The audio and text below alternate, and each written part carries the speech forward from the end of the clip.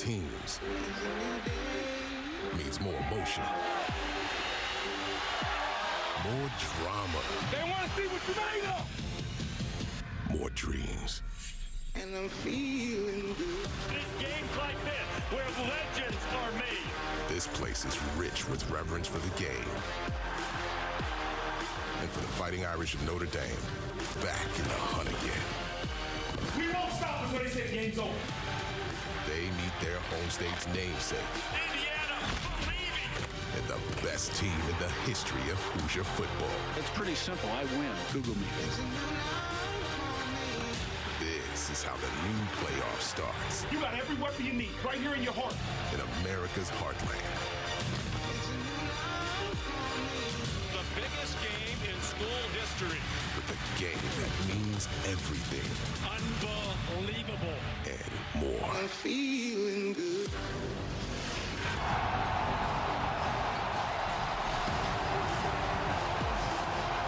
And the Notre Dame Fighting Irish take the field, led by head coach Marcus Freeman.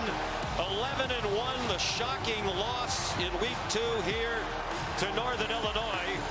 They basically put themselves in a must-win situation in every game thereafter, and they won them all, winning all 10 by a margin of 30 points per game. This is the Fortnite OG kickoff. And this crowd has been waiting all day for the start of this one, which is just moments away. The Fortnite OG Spotlight. These two schools separated by 200 miles, but they haven't played each other since 1991, and that was the only meeting since 1959. It's David and Goliath when you look at the histories. Notre Dame, 4th most wins all time.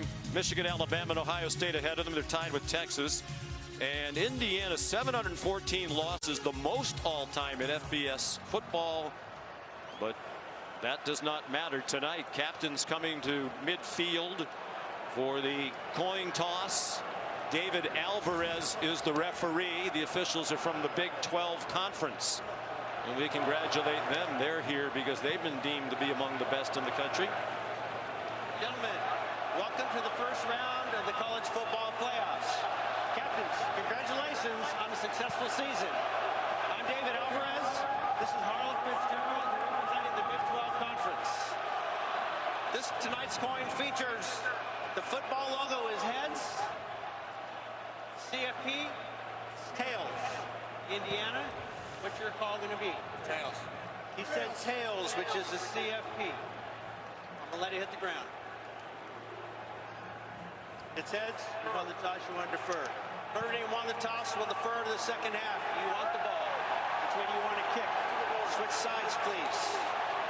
Indiana will receive. Start the first half. Shake hands, have a great game. For each of these head coaches, it's the biggest game of his head coaching career to date.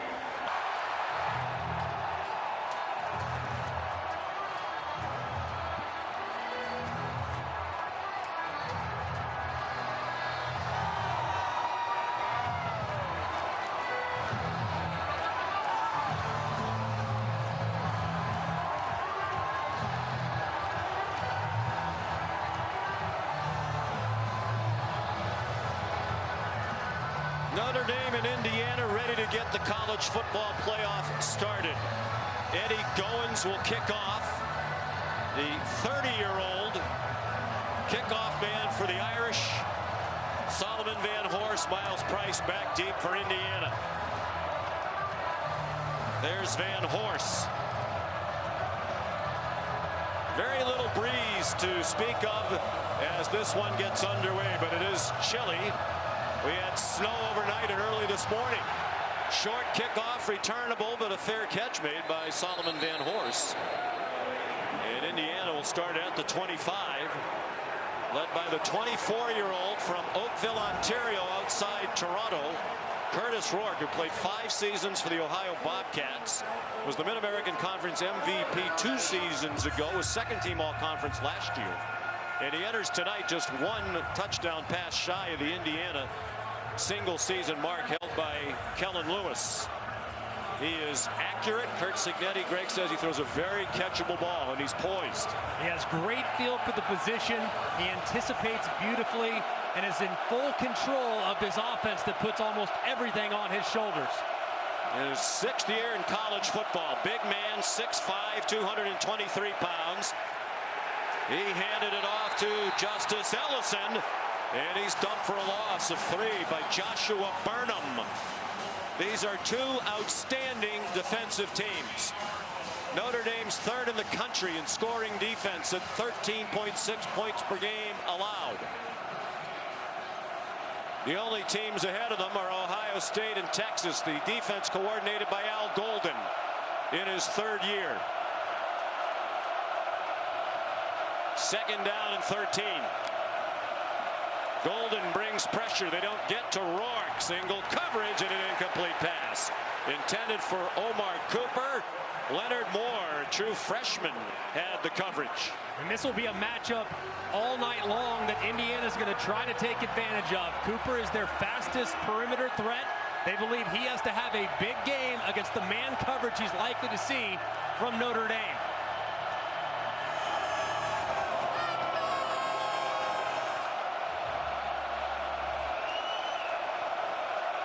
Indiana, 3rd down and 7+. They're excellent. This is 13. The pass behind his intended target, Miles Cross, Rourke's former teammate at Ohio. It's a quick 3-and-out forced by the Notre Dame defense.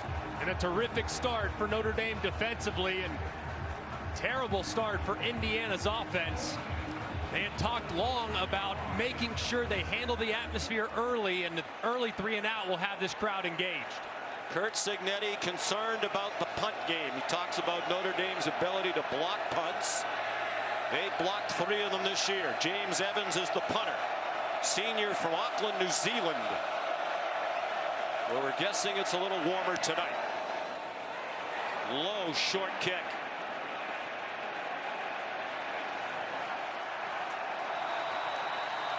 Max Hurlman was back deep for it. He let it roll, and they'll mark it at the 41. Just a 36-yard punt.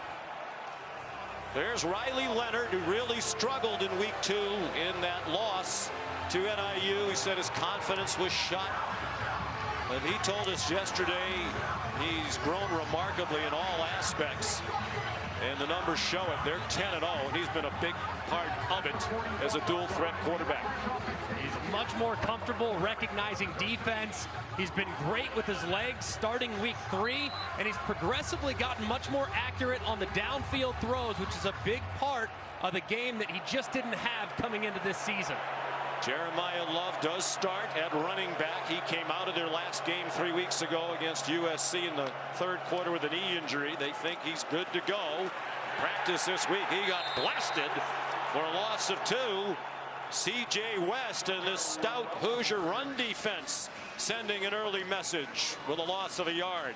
And C.J. West is the big physical run stopper in the middle. He is outstanding, but not to be overlooked.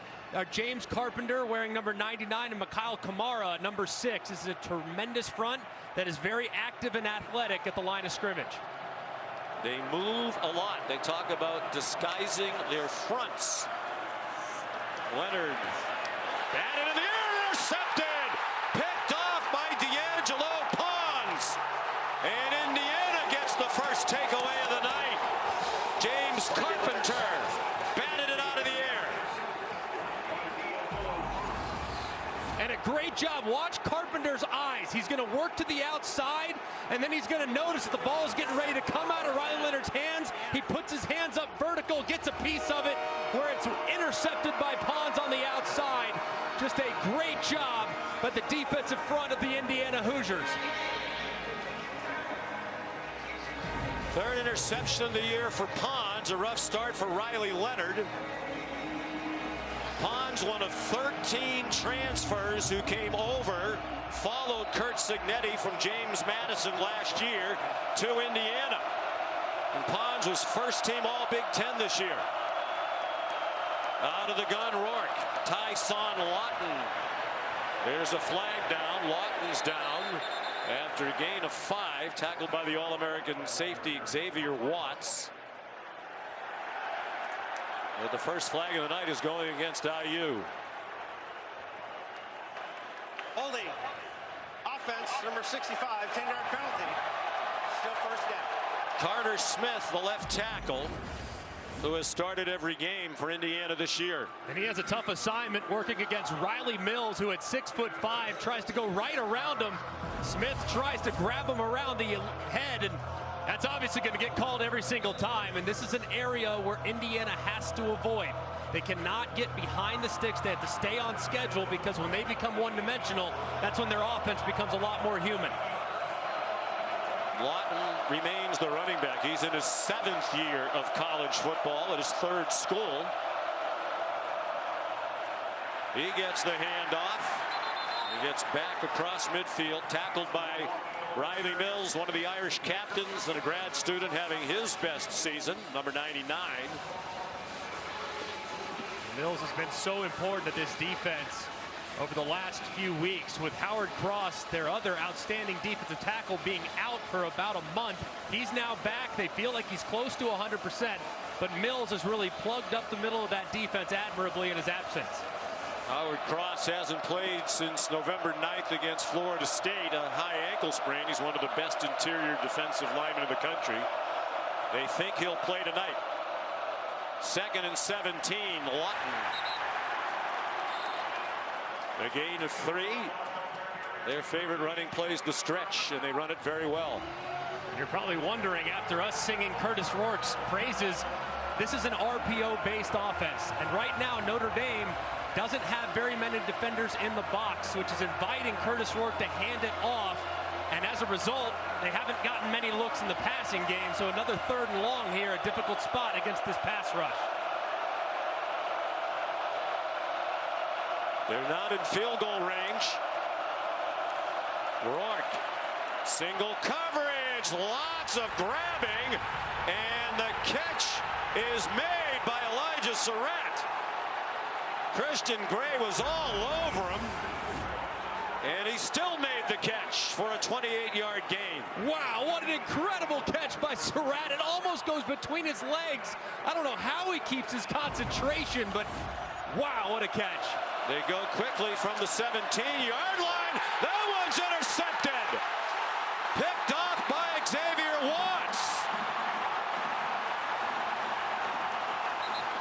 So Rourke, who had thrown only 4 interceptions all year, has just thrown his 5th. And each quarterback has thrown a pick. For Watts, his 6th interception of the year.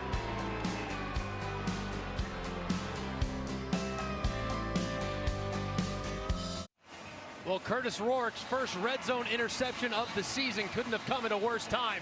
He gets a little greedy. He starts his eyes to the left. He works back to the right. But look right here. He's wide open. Take it. Instead, he tries to force the over route where it's intercepted. And it's just really bad decision. You take the hitch route to the left-hand side. It's 1st and 10 in the red zone. You're cooking with gas. Instead, the bad decision and the press from Rourke leads to the interception. He had thrown 19 red zone touchdown passes without an interception prior to tonight. So each team has thrown a pick. Riley Leonard and the Irish from their own 2. Jeremiah Love breaks free. Jeremiah Love trying to go 98. Touchdown! What a run in the first touchdown of the 12-team playoff.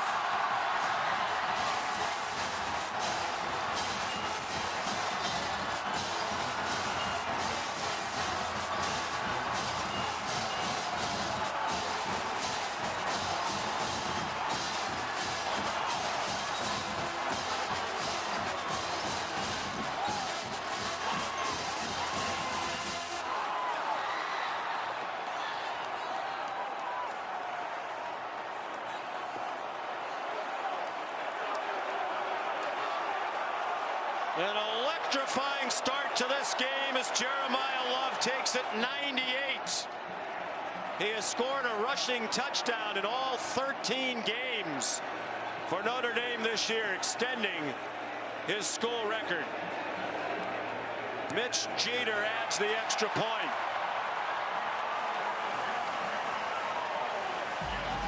Well, it was an incredible run, but my goodness, watch his left tackle, Anthony Knapp, working against the all-Big Ten defender, Mikhail Kamara. He was able to turn him back inside, which allowed a big void between him and the tight end. That's exactly where Love went, and he was out the gate for 98. Just an incredible start, as Riley Leonard has to love it as well. Amazing answer for Marcus Freeman's Irish. So much for concerns about Jeremiah Love's knee. That ties the longest run in school history. Josh Adams went 98 against Wake Forest here in 2015. Love was the 100-meter high school state champion. Growing up in St. Louis, Missouri, ran a 10.500 to win the state championship while in high school. He can run, and he can also run you over. He can jump over you. He is a tremendous player. He is incredible and just so versatile. Great in protection, great as a receiver, and he showed off some speed right there. So Goins kicks off. And another fair catch made by Van Horst. So Indiana has not trailed much this year. They hired Kirk Cignetti away from James Madison in November. He added 30 players in the transfer portal. 13 of them followed him from James Madison. And they won 11 games. The school record, they had a point differential of 28.7 points per game. Best in the country. 10 of their 11 wins were by 14 points or more. Their closest win was a 5-point victory over Michigan, their best win of the year. Justice Ellison dropped for a loss of 2. And there are the numbers. They won 9 games total in the 3 years before Cignetti arrived. They won 11 this year. He's won everywhere he's been. Elon, IUP, actually Indiana University of Pennsylvania first, then Elon, then James Madison, and now here. Then a wild up and down start to this one. Justice Ellison, speaking of Wake Forest, he transferred from the Demon Deacons to Indiana. He has a 10-yard run, and it'll be 3rd down and 2. Finally a little breathing room for Indiana's offense, and on 3rd and short, they usually like to run that ball up inside again, so maybe they can continue to lean on that offensive line, which has struggled so far here in the first 5 or 6 minutes of the game. They had a key injury to their offensive line late in the year. Their starting left guard, Drew Evans, tore his Achilles in practice. Tyler Stevens has started the last 4. The line play hasn't been as good. Part of that might be the competition. Ohio State, Michigan, they block well there. And Ellison has a 1st down. Their leading rusher for the year. 811 yards in the regular season. Honorable mention, all Big Ten.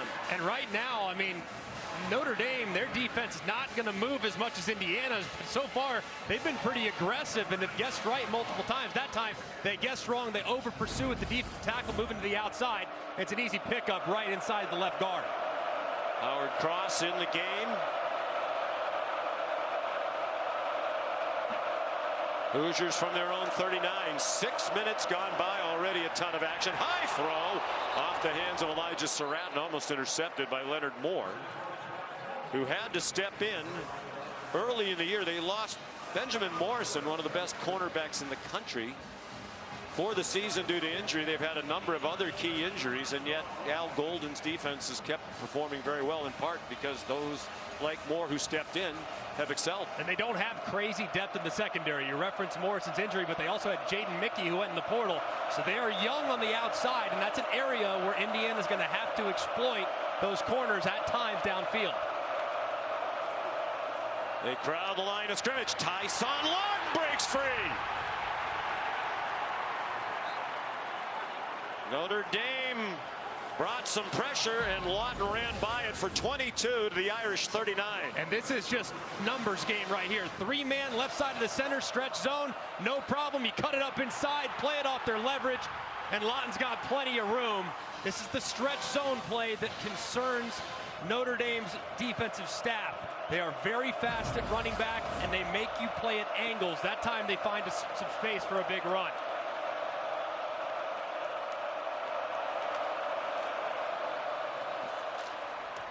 Lawton straight ahead and dumped after a gain of a yard by Howard Cross and Gabriel Rubio in the middle of that defensive line.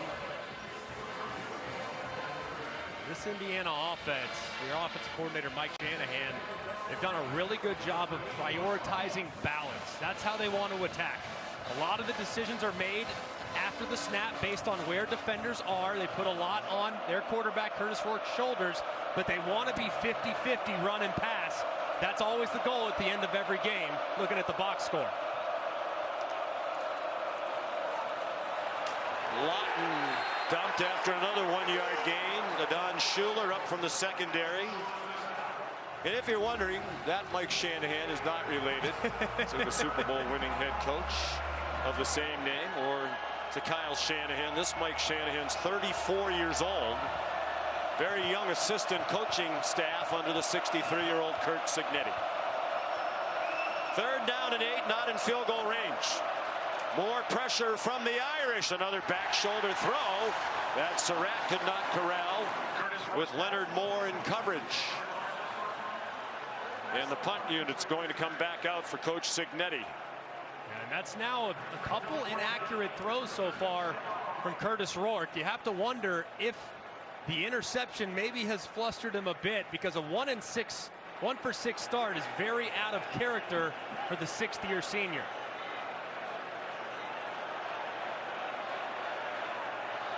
Max Hurleman back deep. Evans with some pressure. Another short kick.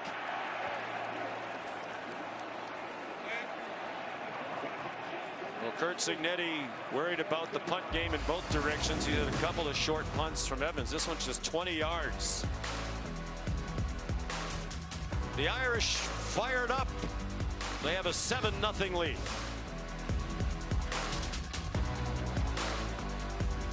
Aerial coverage from above Notre Dame Stadium provided by Goodyear, celebrating the challenge of road games everywhere. Are you ready for the road? Goodyear, more driven. On a chilly night, the temperature going to drop down to the low 20s by the time this one is over. It was a hot ticket. Tickets going for well over $1,000 in the lead up to this game. And it's been an entertaining start. Right now 29 degrees, what the feels like at 18.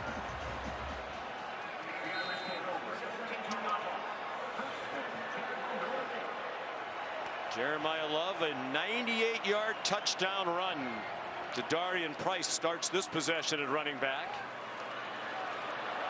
Like Love, he averages more than 7 yards per carry. Riley Leonard, like Curtis Rourke, the transfer. He came over from Duke. This is his first season here. He thought he was going to play college basketball. It wasn't until his senior in high school that he was highly recruited as a quarterback by David Cutcliffe at Duke. Played 3 years there. The last for Mike Elko, went on to Texas A&M.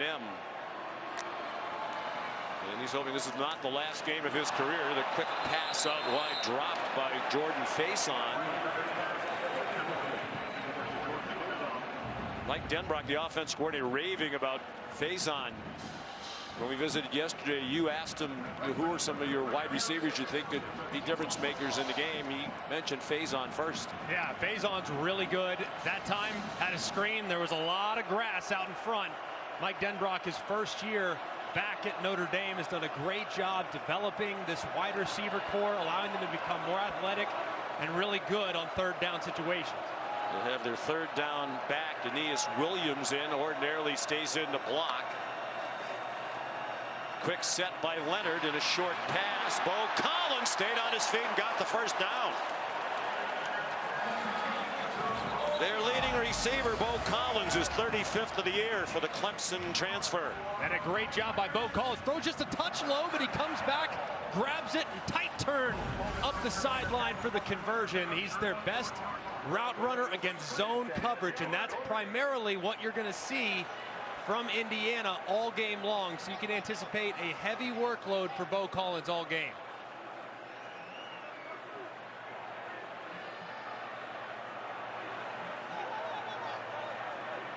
Mitchell Evans, the tight end, who's become more of a factor late in the year, was the motion man.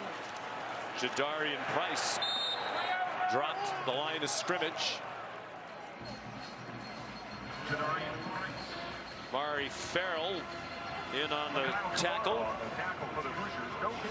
thing that's going to be very important for Notre Dame offensively throughout the game, they're going to have to mix in some screens. It's a very aggressive defense. And the thing to kind of slow down that aggressiveness for Marcus Freeman's offense, they can run screens to kind of catch those guys out of position.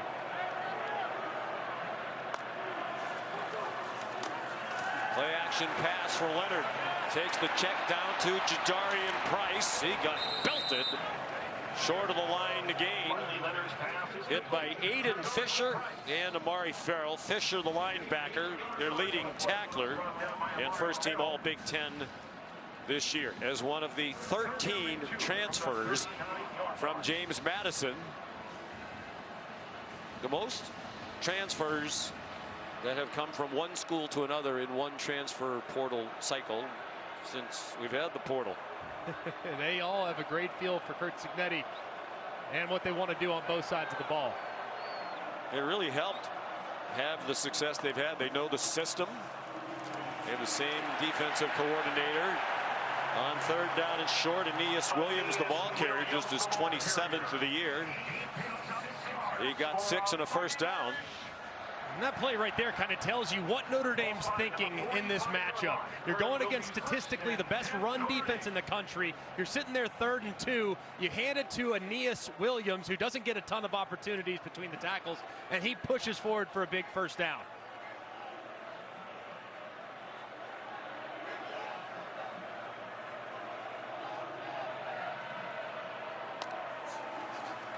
High snap handled by Leonard. Evans lost the football on the sideline and is recovered by Jordan Faison. Indiana sideline wants it ruled an incomplete pass, but for the moment it's a catch and a fumble, and they picked up some yards on the fumble. It looked like he secured it just enough, but right there as he's going to kind of put it up inside to the left-hand side, that's when the ball gets dislodged. Looked like to me he did enough to warrant a completion, but fortunate that his teammate was right there to recover it for a decent first down gain. The officials are talking about it now.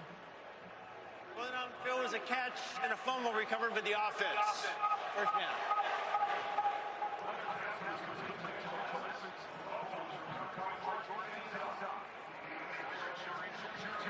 Mitch Evans, one of the best tight ends in the country. And as he came on late in the year, Mike Denbrock said it opened it up for others, particularly some of the wide receivers. Williams again, the running back, in a short yardage situation.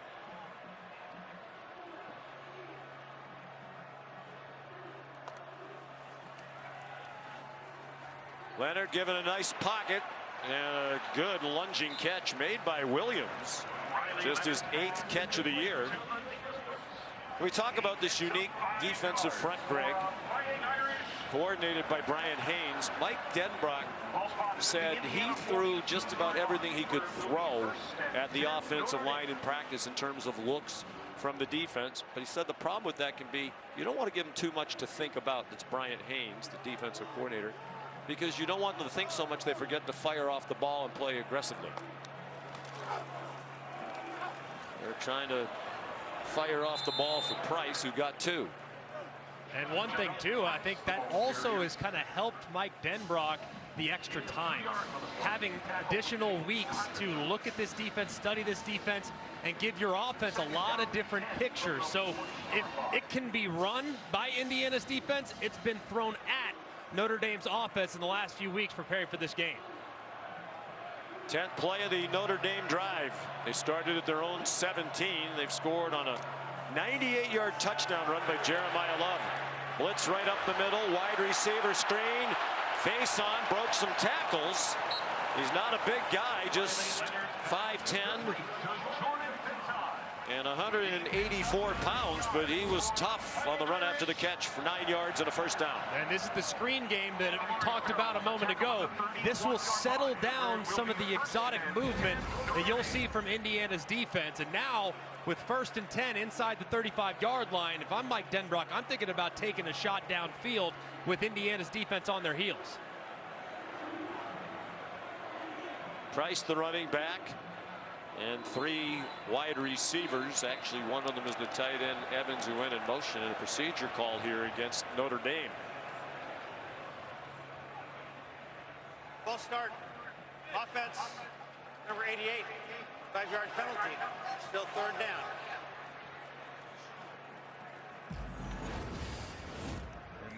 Mitchell Evans right here, he almost tries to fake it a little bit like he's going in motion, but you see the flinch and then, oh no, hang on, I was going in motion. Now they're going to get you there.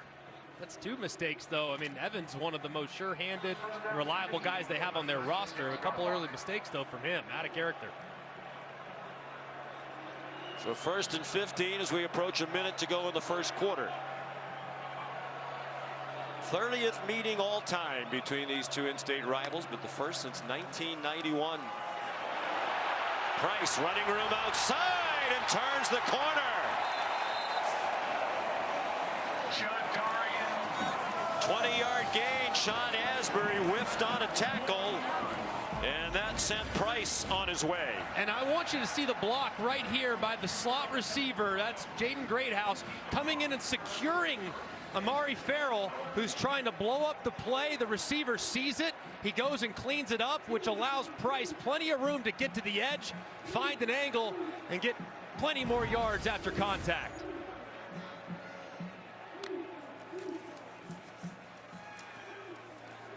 Price again.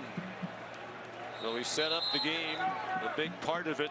The potent Notre Dame rushing attack against the #1 rushing defense in the country. So far, the Irish winning that battle, including a 98-yard touchdown run by Jeremiah Love.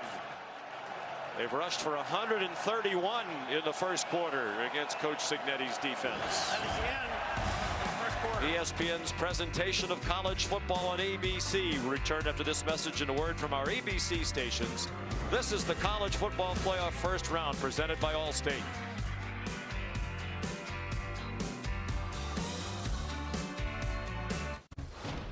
At Indiana University, we're undaunted by challenge. We take the lead. We don't follow the crowd. Embracing the future with boldness and bravery. Unapologetically optimistic. Equipped with the knowledge and intention to change the world. 9 campuses, 1 purpose. Creating tomorrow, today. Indiana University. Bring on tomorrow. We're back in South Bay, and I'm with head coach Curt Cignetti. How do you get a stop here defensively to help your team settle in? Well, we got to stay in the right gap, defeat blocks, and tackle. I mean, very shaky start, then got an interception, made a nice play on 3rd down, throw an interception on fastball, not in the right gap on 98-yard run. You know, Notre Dame's taking advantage of it. Thank you. Thanks. In his opposite number, Marcus Freeman said in our visit yesterday, thought winning the line of scrimmage was the most important aspect tonight. His team is doing that on both sides of the football so far. 13th play of the Notre Dame drive, first play of the second quarter. Irish leading 7-0. Riley Leonard checks it down. Jordan Faison down near the 6. He's a dual sport athlete here. Very important member of their national championship lacrosse team. What a well-rounded player he's become, too, for the football team. I mean, so versatile in the slot, but has also showcased a lot of abilities to hand the ball off to him and things like that. And right here, 3rd and short, you got to be thinking Riley Leonard's legs if you're Indiana's defense. And this formation would make you think that's even more likely. Not to be denied, Riley Leonard spins down inside the 4-yard line. 1st and goal, Notre Dame. It's the first rush of the night for Riley Leonard, Coach Marcus Freeman. Even as they get closer and closer to the goal line. He takes more of a priority in the run game. So inside the 5, I mean, he's got a bunch of opportunities, and I would think they'll probably look in his direction again here to try to run the football and pound it with 3 tight ends in the game. And Price, the running back. Leonard already has 14 rushing touchdowns this season. Awkward looking play. It looked like the timing of the snap was off, and Price dropped back behind the 5 for a loss by Aiden Fisher. Yeah, they definitely busted the snap count here. I mean, this is the left tackle really doesn't move. Watch right there. He doesn't move. He's laid off the ball, which allows the defender to run right inside to stop any momentum that Price would have. And do you think the center snapped it early? It looked like several of the linemen didn't move. Yeah, nobody had any idea what was going on. I mean, the whole left side seemed to be in chaos, which is not what you want this part of the field. Watch the tight ends here, though. Big part of the passing game. The fake, and it is a touchdown to Jaden Thomas.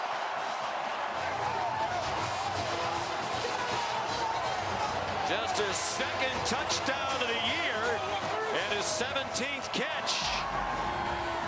And the defender's eyes are in the backfield the whole way, and you're going to see perfect route by Thomas. Goes and sets up the defender, works away from the guy that's trying to cover from the outside in, and it's a perfectly lofted pass from Riley Leonard into the awaiting arms of Thomas in the back of the end zone. Perfectly executed play. And Mitch Jeter on for the extra point.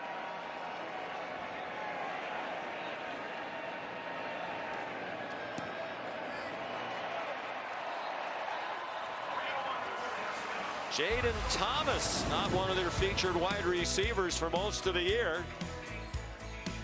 Senior from Paulding County, Georgia. Another touchdown for Notre Dame.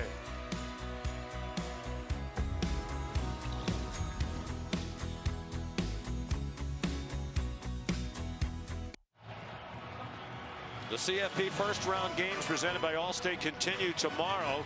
TNT and Max will have the afternoon action starting at noon with SMU and Penn State, and then at 4, Clemson and Texas. Here on ABC and ESPN tomorrow night at 8, Tennessee and Ohio State. Remind you, TNT and Max tomorrow. If you come here to ABC and ESPN, as you usually do, looking for the college football, you will not find the college football playoff. You'll find it tomorrow night at 8. We wish TNT well as they cover the action using our people, we are happy to say. Yeah, excited about those games, man. Tomorrow is going to be one of the great college football days of all time. I can't wait for it, man. Eddie Goins kicks off. Fair catch. I'm surprised they're at least not trying to run these back on short kickoffs. Keyshawn Williams, this fair catch. We go inside the college football playoff presented by Capital One. Indiana hasn't won here since 1898. That was the first of the 30 meetings all time. They've lost 12 in a row here since, but it's been a while. Penn State, the home field advantage tomorrow against SMU. Perfect at home in the last decade against non-conference foes. Texas only one loss in the last 2 years at home. That was to Georgia. Ohio State always great at home. I think it's pretty important to get those home playoff games. What do you say, bud? This is a heck of an environment here, too, for Curtis Rourke to try to get back in rhythm here against. He decides to keep it and goes for a 1-yard gain. Unlike Riley Leonard, that's not a big part of his game. He's rushed for minus 25 yards this season. Jack Kaiser made the tackle.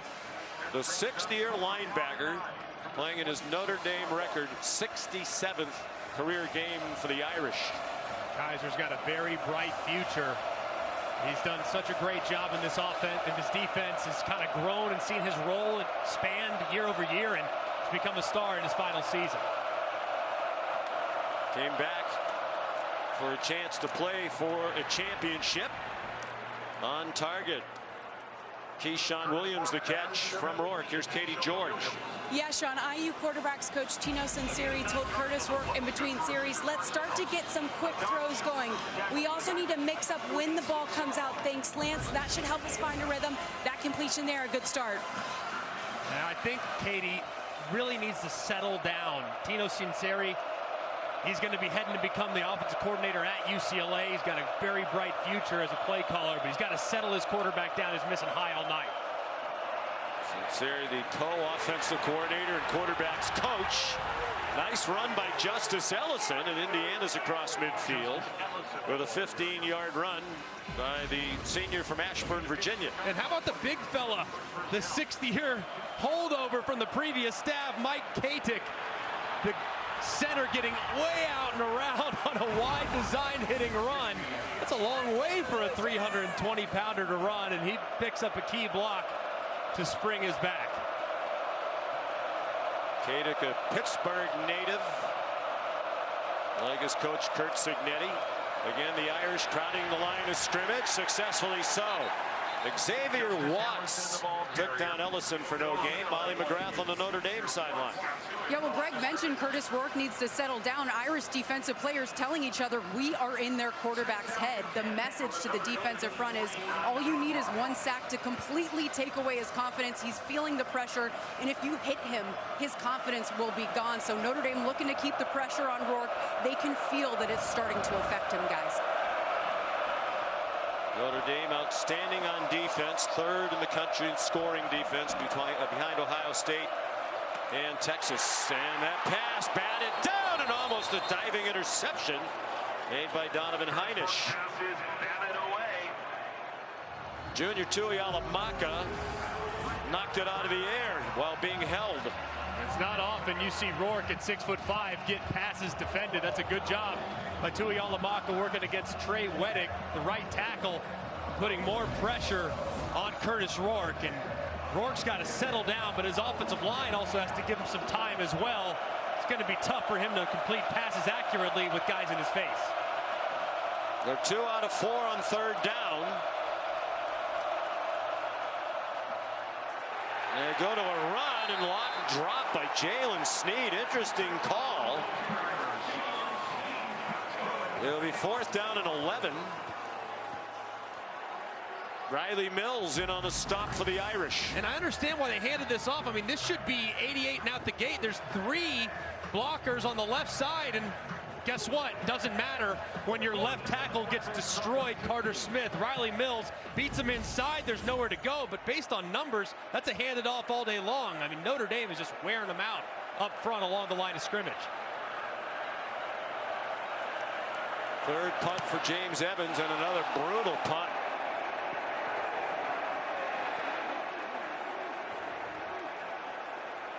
Well, you wonder if the cold is affecting him. As we mentioned, he's from Auckland, New Zealand. That's a 30-yard punt.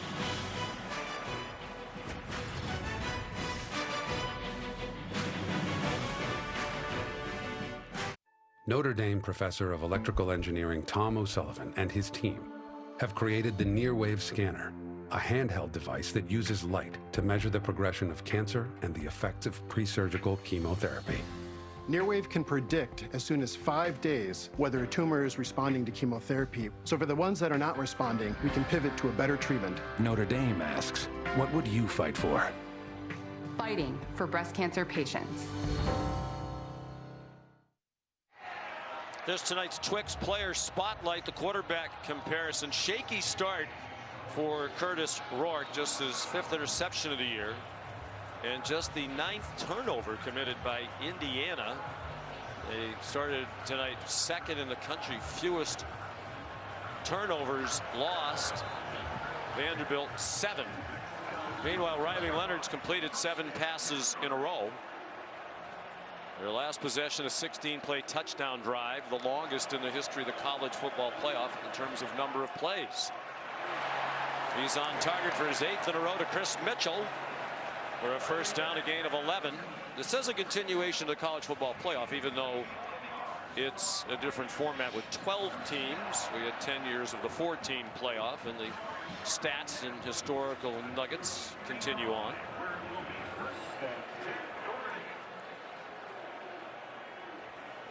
The 98-yard touchdown run by Jeremiah Love, the longest play, as you might expect, in the history of the college football playoff. Love, nowhere to go that time. Sean Asbury up from his safety spot. Another one of the transfers, 2 years at Old Dominion, 1 year at Boston College before that. And this is going to have to be the adjustment for Indiana. Right now, Jeremiah Love, Jadarian Price, they have a lot of room to the edges of the defense. They've found plenty of space. So these safeties are going to have to get a little bit more aggressive. And if you have put your defenders on islands on the outside, so be it. You got to stop the run.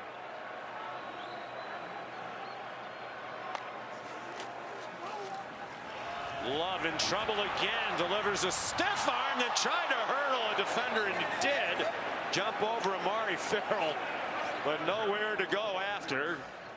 Terry Jones Jr. was there for a 5-yard loss. I mean, how high was he in the air? Right, whoop!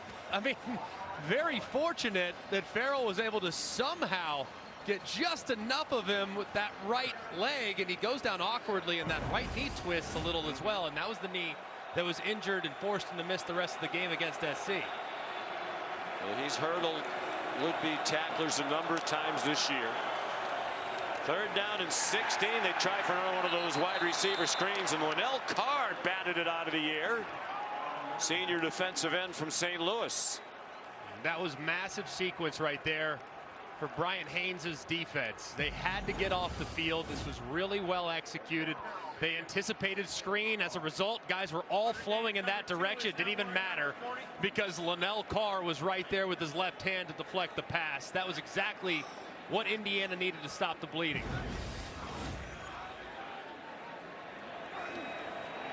First punt of the night for James Rendell. He got it off quickly. Line drive kick with some pressure coming at him.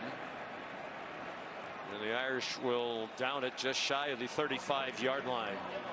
38-yard punt. Midway through the 2nd quarter, the college football playoff is underway.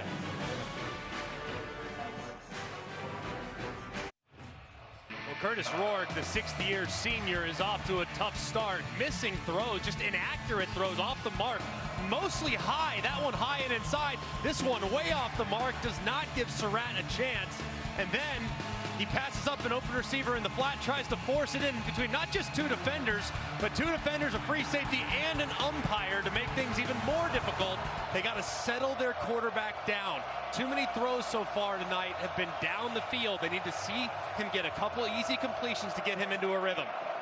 Ordinarily very accurate. That 70.4 completion percentage for the year was 7th in the nation. Quick throw, quick tackle. Miles Cross dumped by Xavier Watts, just a 1-yard gain.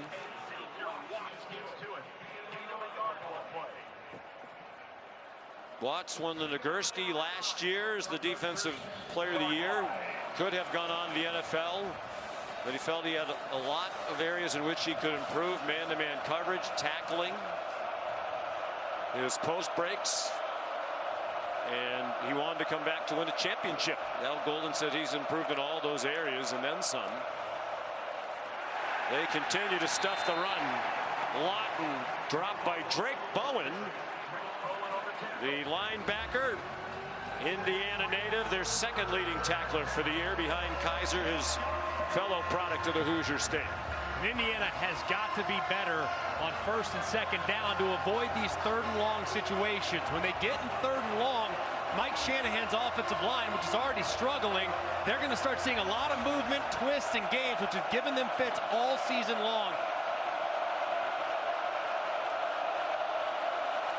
Pressure up the middle, well blocked. Rourke on target, and a catch by Surratt for a 1st down on a 15-yard pickup to the Irish 49. And how about a little love right here for the running back, Tyson Lawton, who just totally cleans up that middle linebacker pressure right up the middle to allow the time for the throw. He stands in the block again, and a flag thrown, likely for pass interference. Intended for Miles Price. It was Jordan Clark who had the coverage.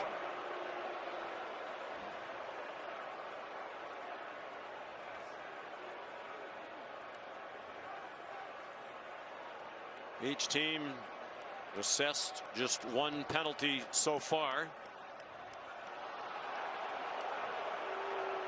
Prior to the pass, holding, defense number 1, 10-yard penalty, and automatic. First down. on Clark, a transfer from Arizona State, the son of our ESPN colleague, Ryan Clark. It looked like that right hand was kind of wrapped around the hip of Miles Price, and that's kind of what the officials saw. There wasn't a ton there, but I think it's still a good call. There's just enough movement on the offensive player. Lawton stays in to pick up the blitz again. Another back shoulder throw. They're trying to work that hard to Elijah Surratt, and they're not having much luck with it because of the coverage by Leonard Moore. They're just going to have to continue to throw it, but at some point, if the back shoulder is being well defended by these Notre Dame cornerbacks, put some air under it and throw it over the top. If they're defending the back shoulder, fine, we'll throw it over your head. That's the adjustment. The corner can't be right. You cannot predetermine where you want to throw it, back shoulder or deep.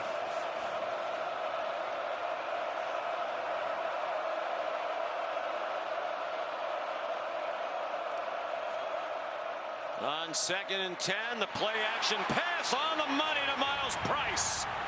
And he's yanked down by Jordan Clark. But it's 17 more for the Hoosiers. And a first down to the Notre Dame 22. It's great recognition by Curtis Rourke. Clark is lined up way off and outside, which allows easy completion. Price breaks a tackle and lowers his shoulder to Jordan Clark. Christian Gray failed to make the tackle on the first opportunity, and it winds up as a 6-yard gain for Indiana.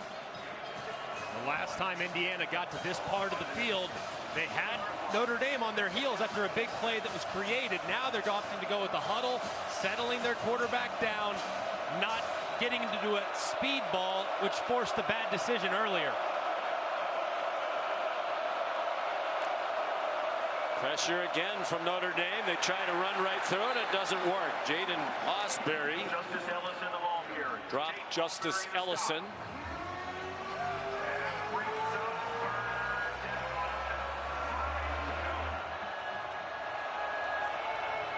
Tough down and distance here, but the guy I'm looking at, if I'm Curtis Rourke, is number 13, Surratt.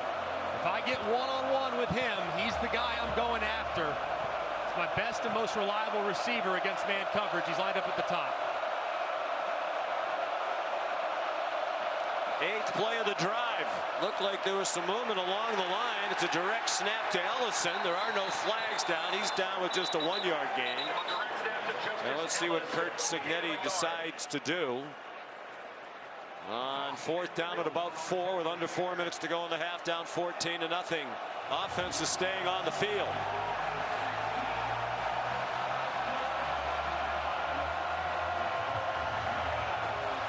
They did well in this situation on 4th down in plus territory.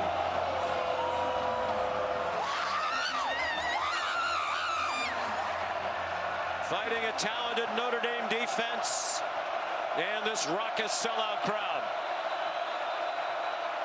Timeout, Indiana. Cignetti wants a little more time to think about it. 14-0 Notre Dame.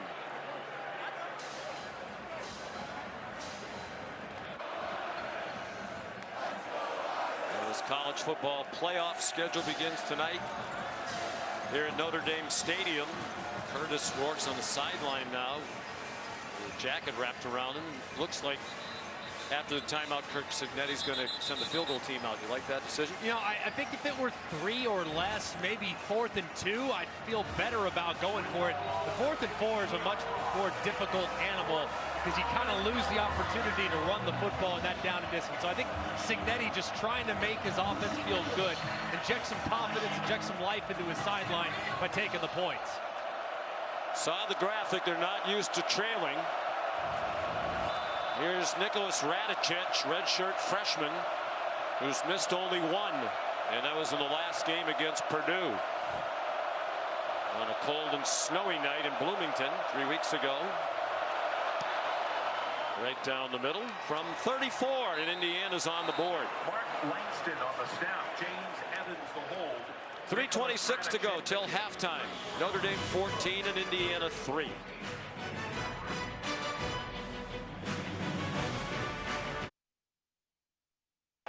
This is the college football playoff first round presented by Allstate. First game of the playoff, the first year of the 12-team format. A lot of firsts. This is the first Friday game ever at Notre Dame Stadium, which opened in 1930. They have played on Fridays before, most recently back in 1900.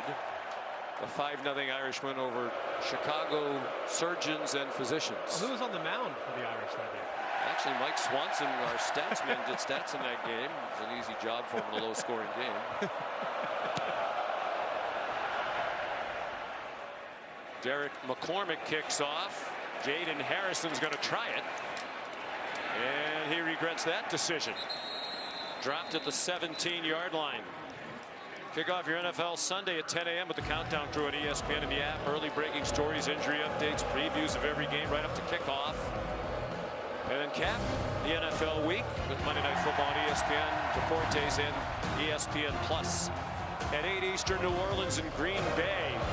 SVP and the Countdown Crew get you started at 6. Scott will join us later on tonight. Packers 10-4. Won 6 in a row at home on Monday Night Football. Might be a little chilly in Green Bay Monday night. Riley Leonard comes out throwing and now takes off running. We've seen a lot of that this year. James Carpenter chased him out. He had a busy week, Riley Leonard. It's finals week here. If you think, well, they're Notre Dame football players, they don't have to participate in that. They had 40 players take finals yesterday. Riley Leonard was one of them. A final exam in cosmology. I thought he wanted to be a makeup artist. Not cosmetology. Yeah, I misunderstood what he said. We could both use some help if you were into cosmetology. Yes, well, yeah, we could use him up here if that's the case. Jeremiah Love, the fake handoff to him, and Leonard spins ahead. Earlier in the week, he had 3 papers he had to write and a presentation to do in front of a class. So for those who think these aren't student athletes, at least here at Notre Dame this week and beyond, they are. No special days here. Day before the biggest game arguably in recent history at Notre Dame. Yeah, you got a final at 3 o'clock in the afternoon. Be there, be square. We actually moved the finals schedules around for the rest of the student body so they could come to this home game. On a Friday, they needed the parking lots as well. They're keeping the dorms open through the weekend for those who stayed for the football game. We're at the 2-minute timeout. Big third down play upcoming. Indiana would like to get it back with a chance to score again. It's 14-3 for Marcus Freeman and the Irish.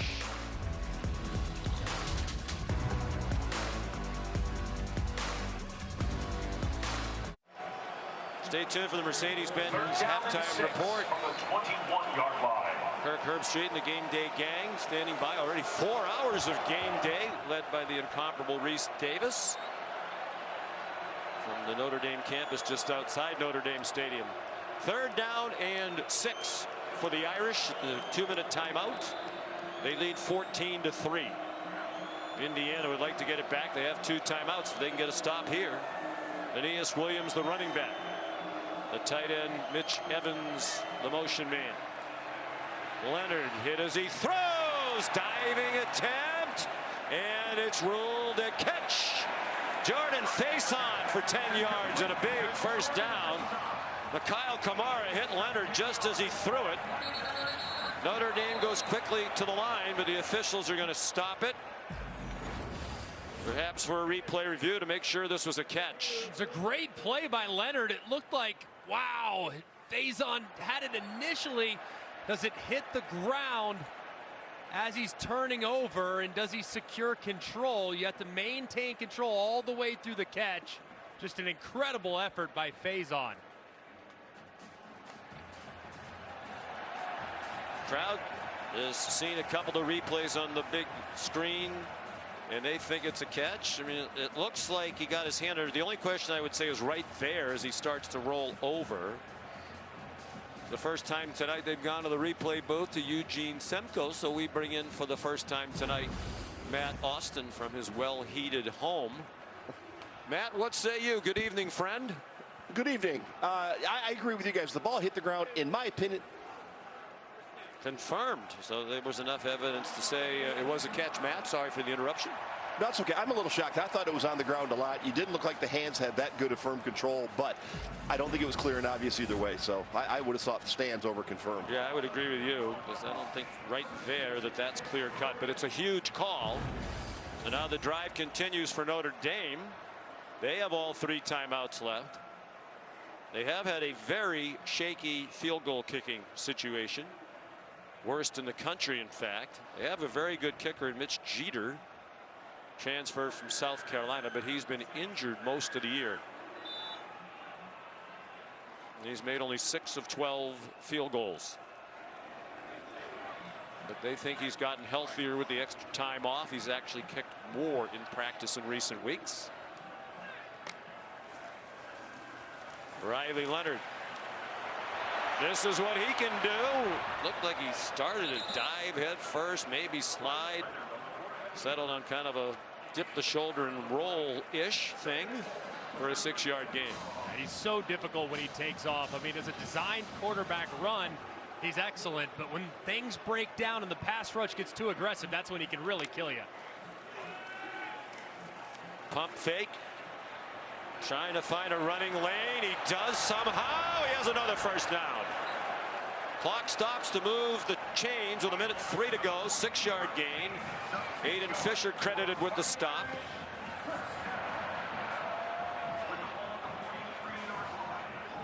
They're at their own 43. With the field goal issues that Notre Dame's had, the last thing Indiana can do here is allow a ball thrown over their heads. They got to stay on top of the receivers. 2 receivers to either side, dumped over the middle. Aeneas Williams did a good job to catch it, stay on his feet, and he fought within a yard of the first down. The forward progress there, and Notre Dame will call a timeout. Let's take a look here at Aeneas Williams, and he does just barely secure it before ball makes contact with the turf. Pretty good balance and hands there from the often overlooked running back behind the 2-headed monster that is Price and Love.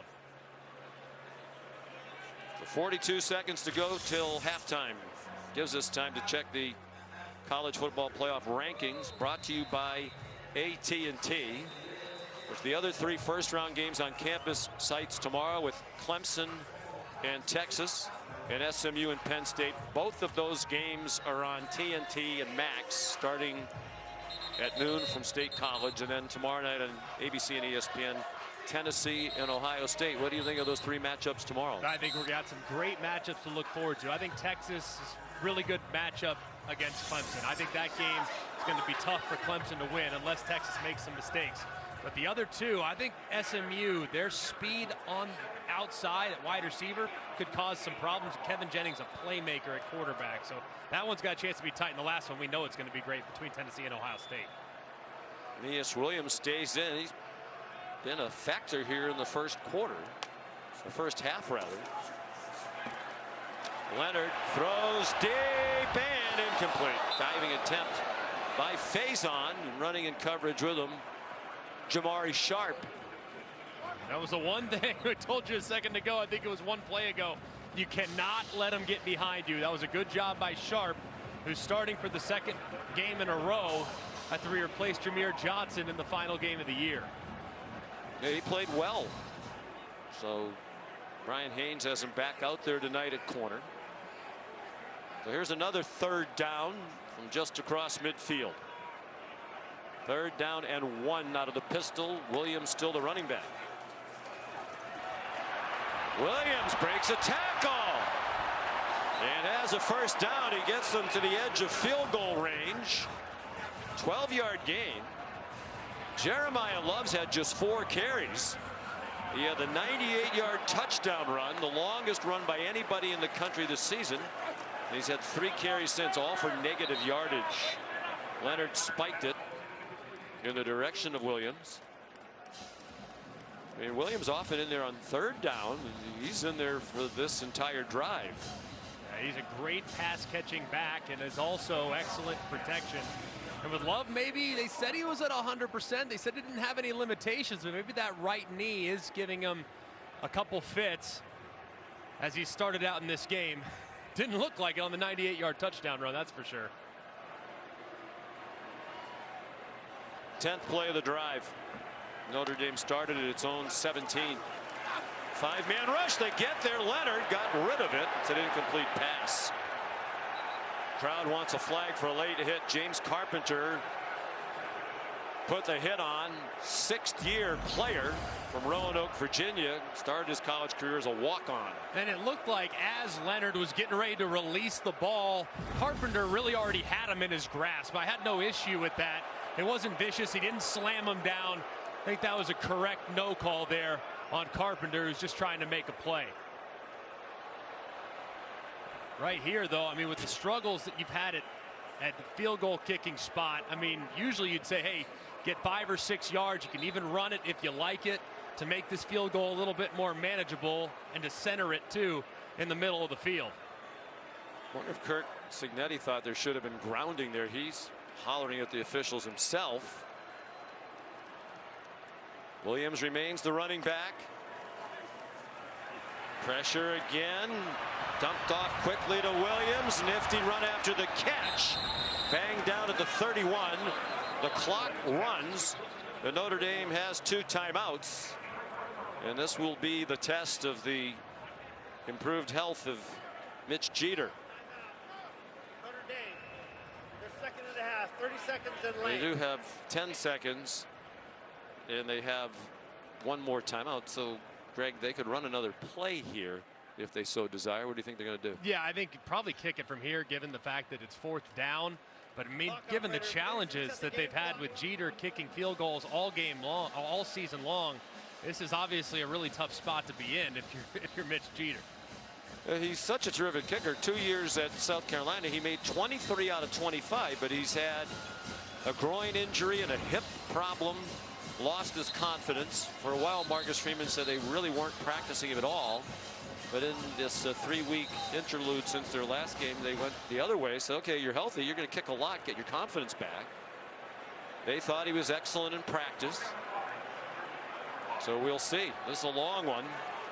Going to be a 49-yard try, which would be his longest of the season. Made a 48-yarder against Louisville.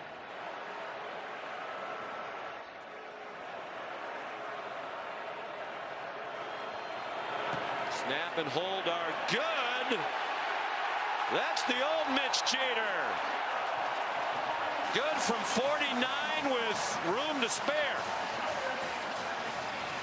They were the worst field goal kicking team in the country during the regular season. Collectively, they had made 8 out of 18 with Jeter and a couple of his stand-ins. The only team in the country under 50%. You don't often see a head coach get that fired up. And man, good for Mitch Jeter. I mean, it's a tough spot. It's a lonely position. You say you have one job, you know, but my goodness, it's such a mental position as well. And he's battled injury and he's battled back now. And congrats to him nailing it on a big opportunity before the half. So back to a 14-point lead. And only 7 seconds to go. And also big, too, with Notre Dame deferring to the second half. A chance to go 2 for 1 coming out start 3rd quarter.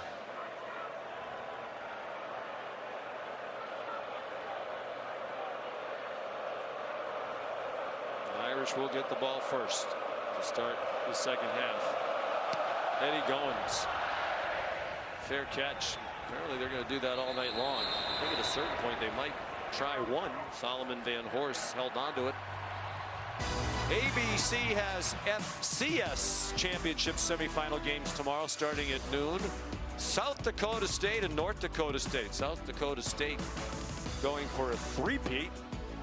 Of course, for a while it was North Dakota State that used to dominate that division. And then at 3:30, South Dakota and Montana State. If it's this cold here, what's it going to be like there? Yeah, they're thinking about us right now with our overcoats and thinking about how soft we are. That's what they're thinking up there in the Dakotas. That's for sure. In Montana, too, as well. Games can also be seen on the ESPN app. It's the way it should be. Outdoor football. The two FBS games, two of them. Games tomorrow at Penn State, Ohio State. Temperature likely to be below freezing. Running play for Tyson Lawton ends a rough first half for Curt Cignetti and the Hoosiers, who have trailed less than any team in the country entering tonight. Not used to this situation. Here's Katie with Coach Cignetti. Thanks, Sean. Coach, what do you need to see from Curtis Rourke in your offense in the next half? Completions. We got to do a good job protecting them, better job separating. We're going to have to get the pass game going and get the offense going. Missing too many tackles on defense. I give Notre Dame credit. You know, they're taking it to us, and they get the ball first in the second half. So we got to get this thing turned around. Thank you. Thank you. Molly? Coach, you were pumped up after that 49-yard field goal from Mitch Jeter. How did your team play well in all three phases in that first half? Well, I mean, it's huge for Mitch. He's been a little banged up, and I knew he had a good few weeks in practice, and so to see him make that 49-yarder was big for his confidence, for the confidence we have in him. We knew this was going to be a battle, and you talk about cold December games. You got to be able to run the ball. You got to stop the run, and that's something we've been doing pretty well, taking care of the ball for the most part, and we got to continue to try to make an impact on special teams. So this is going to be a battle. It's been a good fight, and look forward to coming back for the second half. All right, thank you, Coach. All right, thank you. Sean. He's had a good week. Signed a contract extension earlier this week. Notre Dame up 17-3. The Mercedes-Benz halftime report after this message and a word from our ABC stations.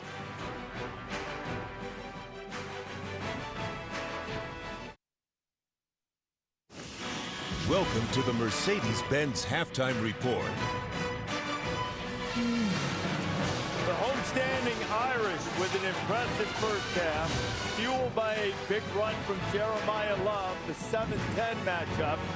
In the first year of the 12-team college football playoff, and the Fighting Irish have a 17-3 lead on Indiana. Glad to have you with us at halftime. Reese Davis, Kirk Herbstreit, Desmond Howard, Pat McAfee, and Nick Saban. Here's what happened in the first half. All of the big plays belong to Notre Dame. Now, Riley Leonard threw an early pick, but then Curtis Rourke picked up by Xavier Watts. 13 interceptions the last 2 seasons. That leads the nation. Nobody has more. The very next play, one play, 98 yards, Jeremiah Love gone. That's complimentary football. Good job, really, the whole half of controlling the line of scrimmage. And Love broke a tackle, and with that speed, he took it to the house. And that touchdown, they had a 16-play, 83-yard drive for a score, and then the late field goal drive. And they're going to get the ball back to start the second half. Now, Indiana had a lot of trouble getting things started. Nick, what was the biggest problem for the Hoosiers in the first half? Well, I think it's a quarterback. I think he got off to a slow start. Obviously, we saw the interception, but he went 1 for 6 to start with. I really think that Indiana needs to open it up a little bit. They can't control the line of scrimmage, so they're having a difficult time running the football. I think Notre Dame's like 2-to-1 rushing the ball. They're really controlling the line of scrimmage. But their best chance is Curtis Rourke throwing the ball and making things happen. They opened it up on the last drive when they got a field goal. I think that's the best thing they can do. Curtis Rourke's been able to complete some of the passes, and obviously some of them have been off. They're going to have to open it up. Sig's going to have to get aggressive. That field goal at the end there, 49 yards in 27 degrees. What a performance. Jeremiah Love, 98-yard touchdown, ends the half with 91 yards. Has only lost 7 yards since then. How does that continue to go with a deep running back field? I like the way Notre Dame approached the offensive passing game. Some high percentage short throws early on, got Riley Leonard into a rhythm, and then he started going some deep crossing routes and then a little bit more down the field. Nothing past 20 yards, but 15 yards and in. Those routes, I think, really got him into a rhythm. I felt like the field was slanted like this the entire first half. It just felt like Notre Dame is this close to putting them down and going away. Indiana needs a fast start if they're going to stay in this game. We're going to get ugly. Nobody in the country trailed for a shorter amount of time this season than Indiana. They trailed half as much time in the first half of this game than they have all year. 17-3, Irish in control at the break. This halftime report is presented by Mercedes-Benz.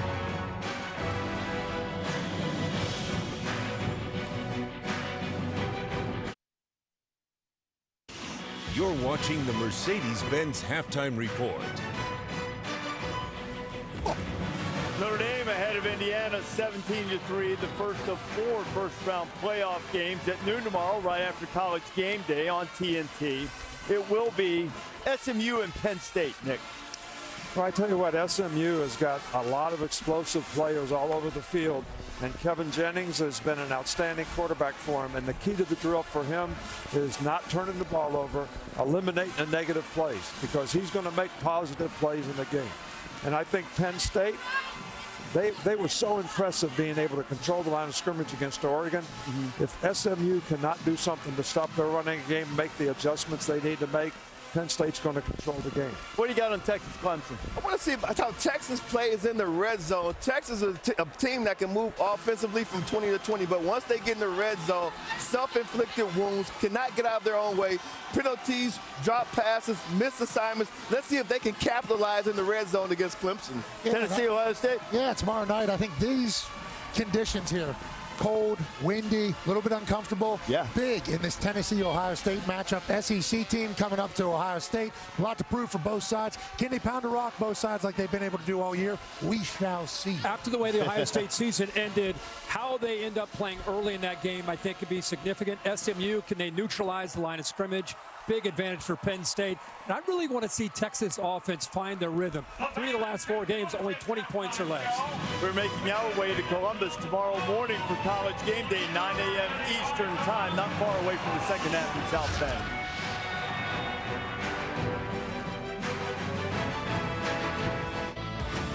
Ryan's Georgia Bulldogs awaiting the winner of the Notre Dame-Indiana game. You know, Indiana led the nation in rush defense, allowed 71 yards a game. Well, Jeremiah Love hit him for 98 on 1 carry. Irish up by 2 touchdowns. They get the ball first. Sean McDonough and Greg McElroy will have you the second half for you.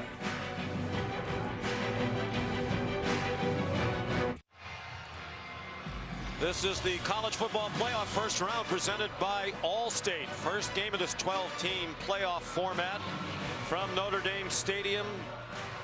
And the Irish at the half leading Indiana 17-3. The winner onto the quarterfinals to take on Georgia on New Year's Day in the Sugar Bowl. The first half stats brought to you by Hims.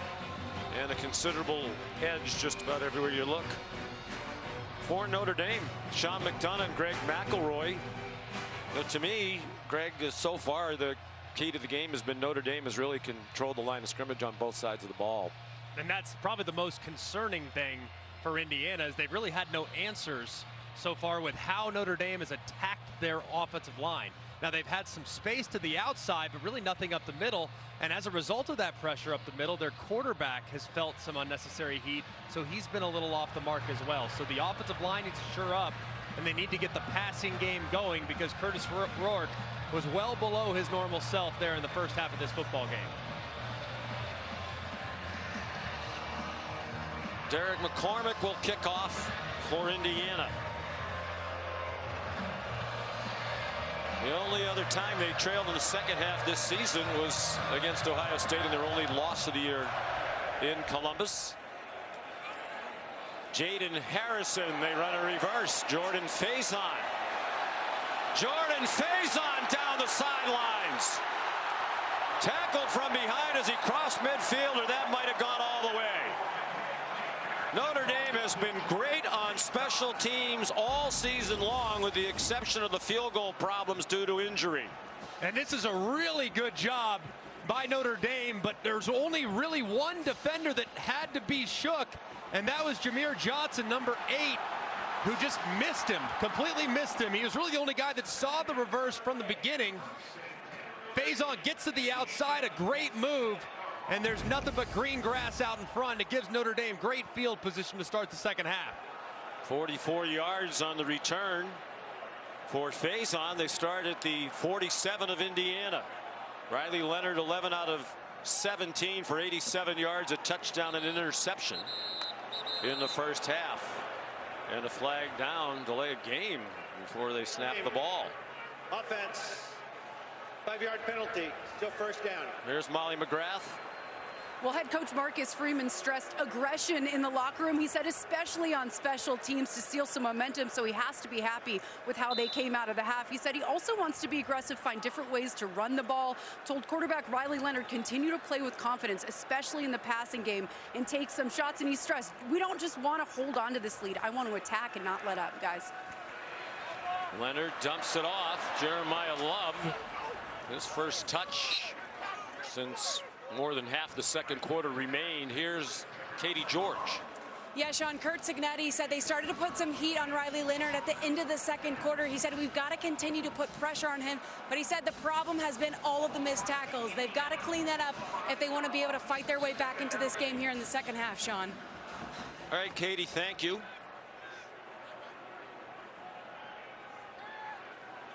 Curt Cignetti engineered the largest turnaround in the country this year. 8 wins improvement. Jeremiah Love ahead for just a couple.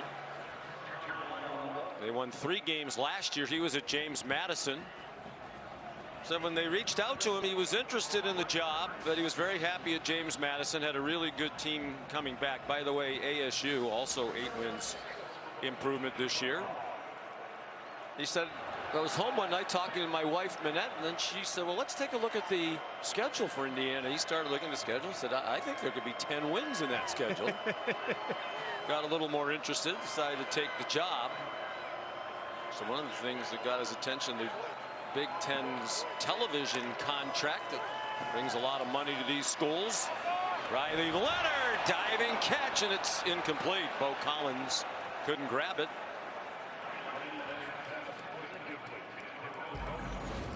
The throw just off the mark here from Riley Leonard, a little bit low and out in front. It was a great effort by Bo Collins, who fully stretched but couldn't quite secure it.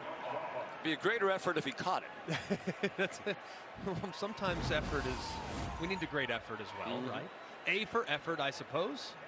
C- for execution. First 3 and out of the night for Notre Dame. James Rendell, the punter. Short, fair catch signaled by Miles Price. And Indiana will start at its own 12-yard line after a 31-yard punt.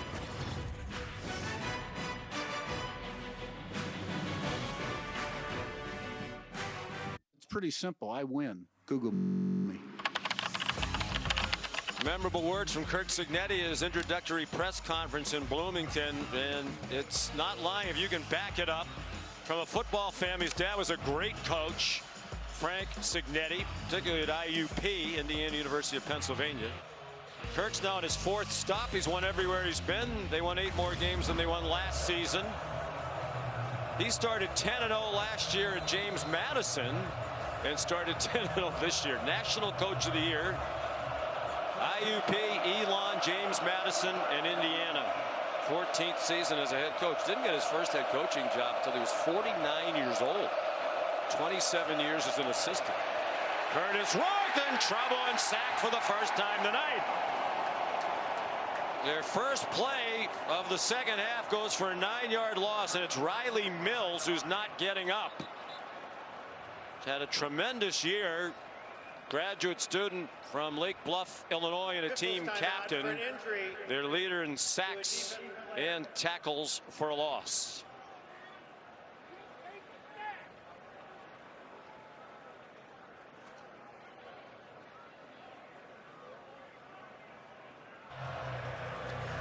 Riley Mills helped off. That would be a big loss if he cannot continue. He's had an outstanding year. And there have been times tonight where he's been unblockable, including the play just a moment ago, but a little friendly fire as his right leg hits Jalen Sneed, number 3, who's also arriving at Curtis Rourke, and kind of leg whips him. It's good to see him walk off under his own power, but if he can't return for the Irish, that's potentially a massive loss up front.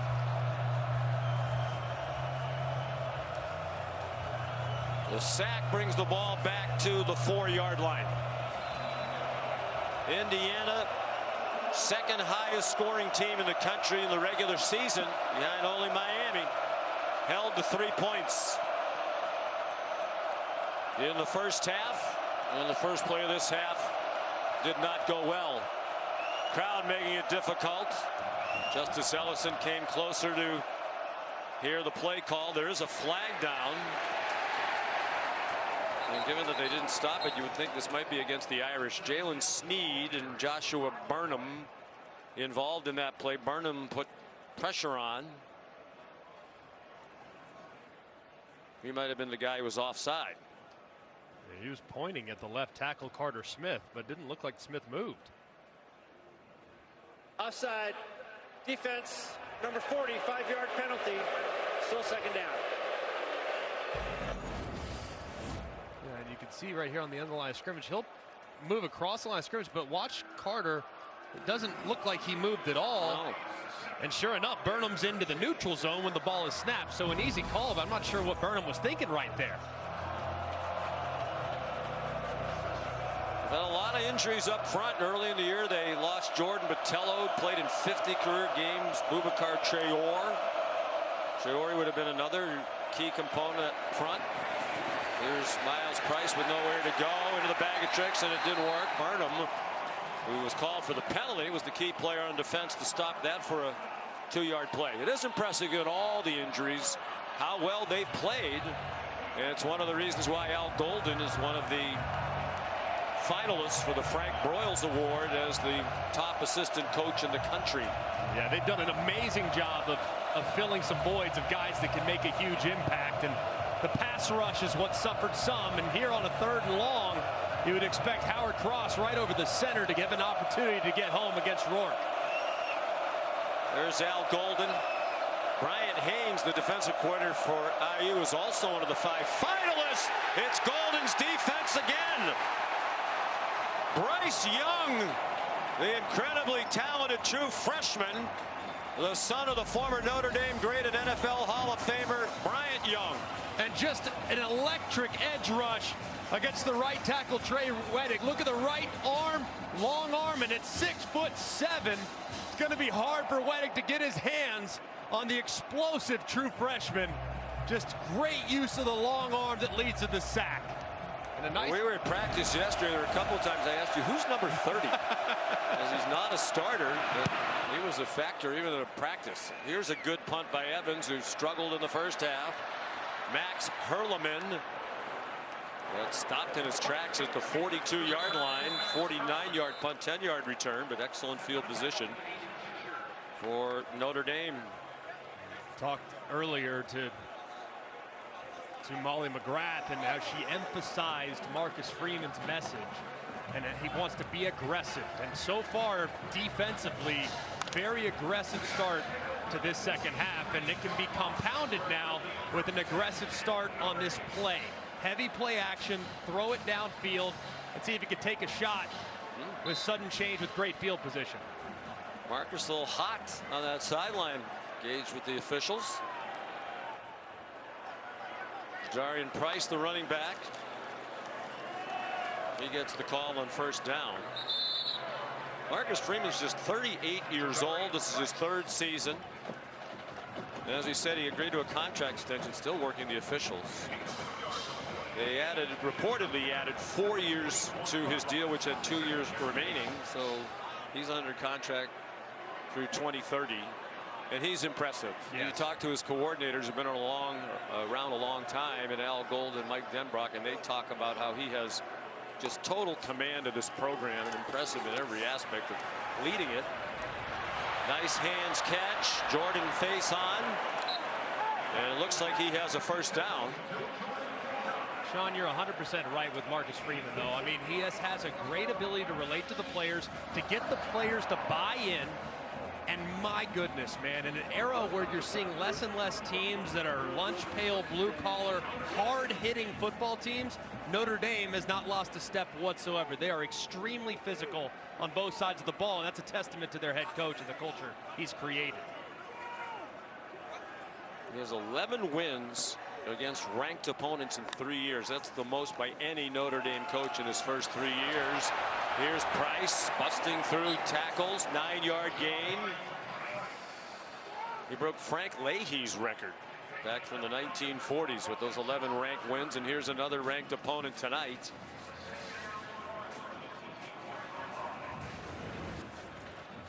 Frank Leahy 10 wins against ranked opponents back in the early 40s. One of the all-time great coaches at Notre Dame or anywhere. It's pretty amazing in such a short period of time, and all the great coaches that have come through here in South Bend, and Marcus Freeman stands alone at the top in a pretty short tenure. High snap, blitz, they got there, and the ball is caught by Eli Raridan, a backup tight end, good for 4 yards and a first down. Just the 9th catch of the year for the junior from Des Moines. Pretty good concentration, and still more pressure being applied to Riley Leonard, who's done a pretty good job of contorting his body and still finding a way to be somewhat accurate. Pretty dang good call, but he held on. By Raridan. Thing a big boy with long fingers to catch that one.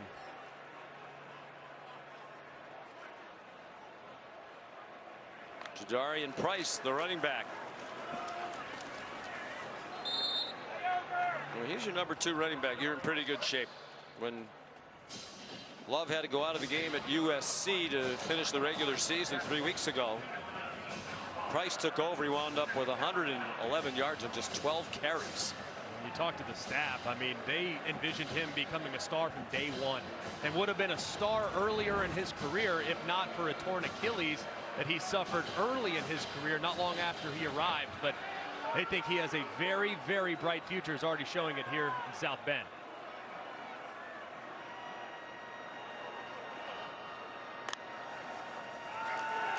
Blitz off the corner, didn't get anywhere near Riley Leonard, but James Carpenter did for the first sack of the night for Indiana. Back to the 24-yard line, a 5-yard loss for Notre Dame. Pass rush is going to continue to be emphasized for Indiana and their defensive coordinator Brian Haynes. But here in a 3rd and long situation, your kicker's already nailed a long field goal earlier. Haynes might be thinking about knocking him out of field goal range, but I'd be thinking screen if I'm Mike Denbrock, the offensive coordinator. 5 out of 7 on 3rd down. Pressure immediately from Mikhail Kamara. Leonard ran away from that and then got hit out of bounds. They had him stopped at the line of scrimmage, and it would have been 4th down. And there's a late hit on the Notre Dame sideline. James Carpenter with a terrible mistake for Indiana. That's going to give Notre Dame a first down.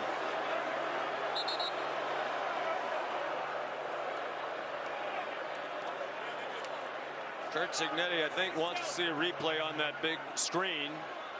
He's not going to like what he sees, because that was pretty clear that Riley Leonard was giving himself going out of bounds, and in pursuit, Carpenter hits him really hard right there on the sideline. Officials are talking about it. There was a flag thrown. After the play, personal foul, lay hit out of bounds, defense number 99. Half dozen to the goal, and an automatic first down. Crushing penalty for Indiana.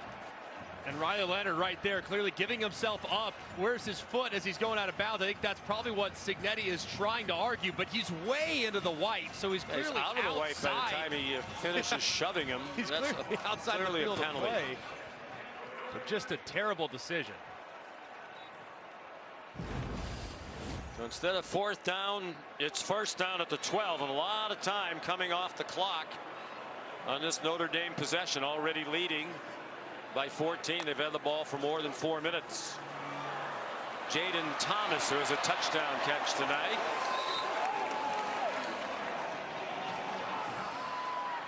They are just running the ball in so many different directions. That time just a little jet sweep, hitting to the right, to the left, and now inside the 5. Now it's Riley Leonard time. This is the part of the field where he starts to get those touches, and he can maybe add to those 14 rushing touchdowns he's already had this year.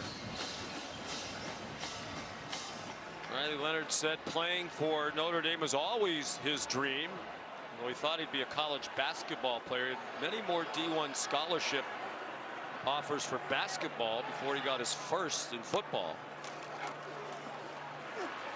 Price cannot break tackles. Nicely played by Rolijah Hardy, a freshman from Lakeland, Florida.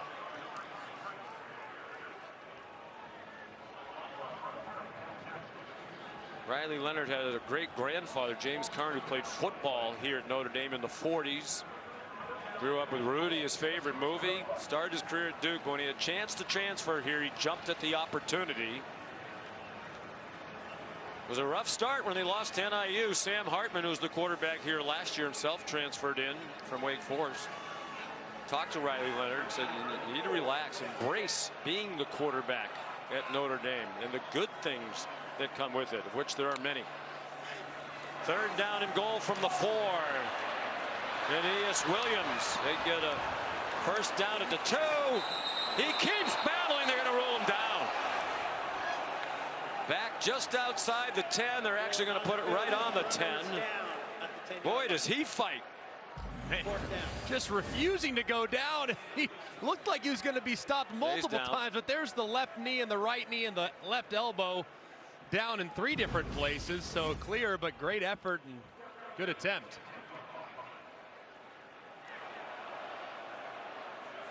So here's Jeter with a big field goal try to make it a 3-score game. They shift out. And how about this formation? They're so creative on special teams. They throw it out wide to Evans, the tight end, and he didn't get there. Short by a yard. Cignetti was running down the sideline. I think they called a timeout. Marcus Freeman's happy about that because they didn't get the 1st down. Timeout. And Marcus is smiling as if to say that's what we really wanted, just to force them to use a timeout with that weird formation. And kind of unlucky for Curt Cignetti. I mean, full panic mode, defense trying to get aligned with the movement and the quick snap. He's running down the sideline on the far side and gets the attention of the linesman. So a little unfortunate there after it looked like they had him stopped on 4th down. And Curt Cignetti talked about how creative Notre Dame is on special teams. They've had 3 successful fake punts this year. One of them against Virginia went for a touchdown, was called back by a formation infraction. The one they ran last game 3 weeks ago against USC. They ran Tyler Buckner, who was once a quarterback, out on the field. Marcus Freeman said the other team, USC, was yelling from the sideline, it's going to be a fake, a fake, a fake, because they knew they had guys on the field who ordinarily weren't out there. But because it was such a creative play design, it worked anyway. And the double numbers worked in their favor as well. Buckner wearing number 26, the same number as their holder, Chris Salerno. Who's out there right now holding for Jeter. 28-yard try. And whistles to stop it. And a flag.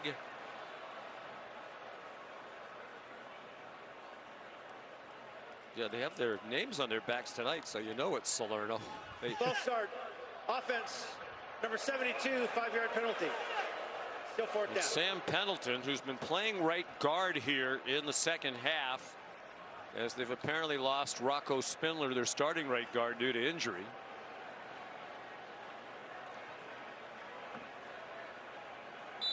So this brings it back to a 33-yarder to make it a 3-score game with under 4.5 to go in the 3rd quarter.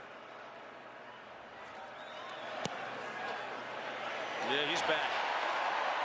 Well struck. 20-3, Notre Dame.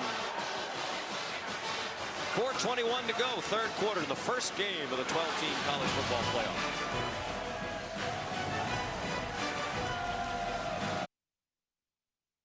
Get smarter decisions brought to you by NerdWallet. Well, it'd be smart to start to find some answers for this pass rush.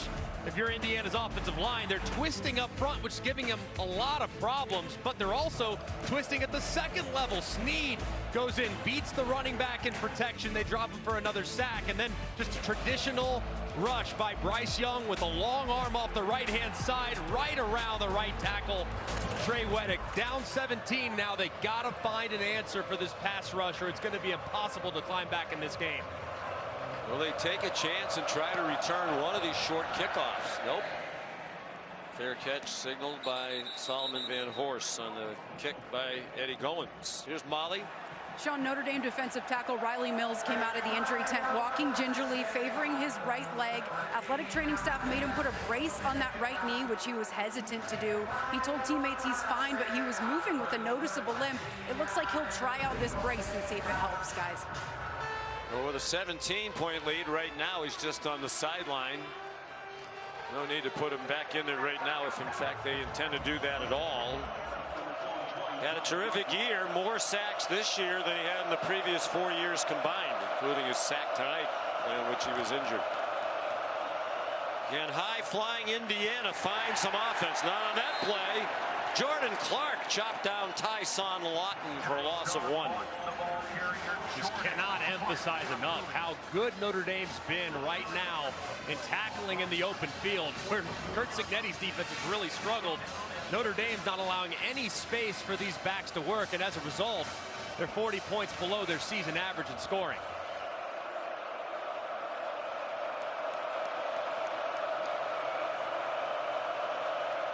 They were held under 30 points only twice by Michigan and by Ohio State. Wide receiver screen. Keyshawn Williams stopped 3 yards short of the first down by Rod Hurd, transfer from Northwestern. 3.5 to go, down by 17. Feels like a have-to-have-it third down here for the Hoosiers. Yeah, I think you might even, depending on what kind of look you get defensively, you can run it. But if they run it, you're thinking 4-down territory. So definitely a possibility at this juncture of the game. Lawton, the running back. Notre Dame crowding the line of scrimmage. Zach Horton, the tight end, the motion man. They bring pressure. Rourke off his back foot, had a man open and couldn't complete it. Miles Cross couldn't run under it. The pressure might have impacted the throw just enough, and the punt team will come on for Indiana. Yeah, I think the pressure absolutely had an impact. It was Drake Bowen again who looped around at linebacker and forced the throw just a little bit too long for Miles Cross, and Rourke has just been out of sorts tonight. He hasn't looked anywhere near as accurate as he has throughout most of the season. He's 7 out of 15 for 85 yards. Evans, the punter, and a flag down. There's movement along the line.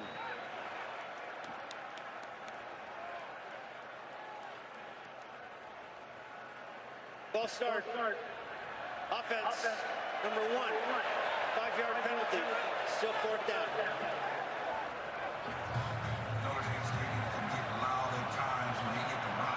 Sean Asbury guilty of the penalty.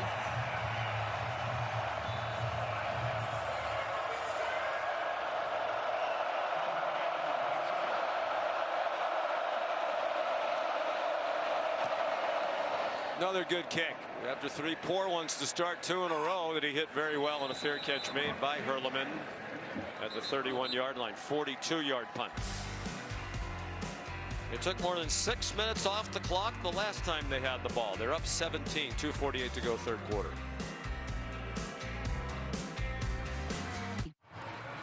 Aerial coverage provided by Goodyear. Road tested and game ready. Are you ready for the road? Goodyear, more driven. Capital One Bowl Mania continues Monday on ESPN at 11 a.m. Coastal Carolina against UTSA in the Myrtle Beach Bowl. Be a short commute for Coastal Carolina. And at 2:30, Northern Illinois against Fresno State. The famous Idaho Potato Bowl can also be seen on the ESPN app. Since that stunning loss to Northern Illinois in week 2, Notre Dame's won 10 straight and seemingly on its way to an 11th unless this changes dramatically, leading by 17. Riley Leonard on target to Bo Collins for a 9-yard gain. I think I've been really impressed with, as this game's progressed, for Riley Leonard, the mental toughness. The guy's been there before. His first pass of the night has been intercepted. But really since that point, accuracy-wise, he's been really, really solid. He's made smart decisions.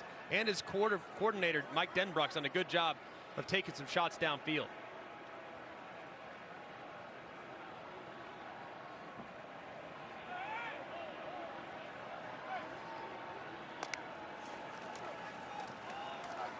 Jeremiah Love. Wow. Another example of what makes him special. The speed and the power. And a first down. It looked like it was going to be a loss. He got 7 to get him to 99 yards. He had 98 on the 1 touchdown run. He had a bunch of negative yardage plays, and now that one to get him back on the verge of 100. Wow. I mean, that stiff arm was unbelievable. And you can see, I mean, both these backs so hard to bring down. Love and Price, just incredible. He's gotten a lot bigger and stronger since he got here. He's 186 when he arrived. He's about 210 now. Mitch Evans will mark him down with a 9-yard gain.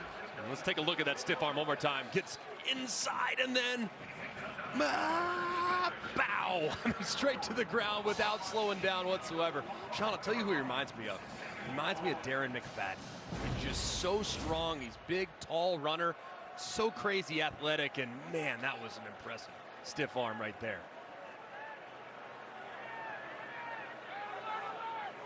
Last 2 Notre Dame scoring drives that resulted in a touchdown and a field goal took more than 15 minutes off the clock. Trying to kill the clock and score again. Here's Love, run after the catch. Another first down. He's inside the 36-yard line. He's also a good receiver. He's a little slow to get up on their sideline after a 10-yard gain.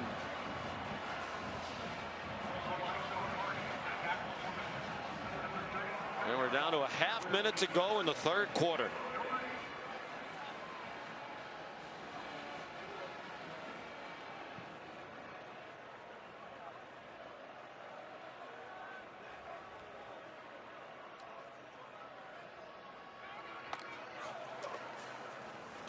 Inside handoff, and Price gets smothered. James Carpenter on the last play of the 3rd quarter. Been a magical year for Indiana. But is it about to end? Unless they can rally in a big way, their season will be finished in 15 minutes. Back after this message and a word from our ABC stations. This is the College Football Playoff first round, presented by Allstate.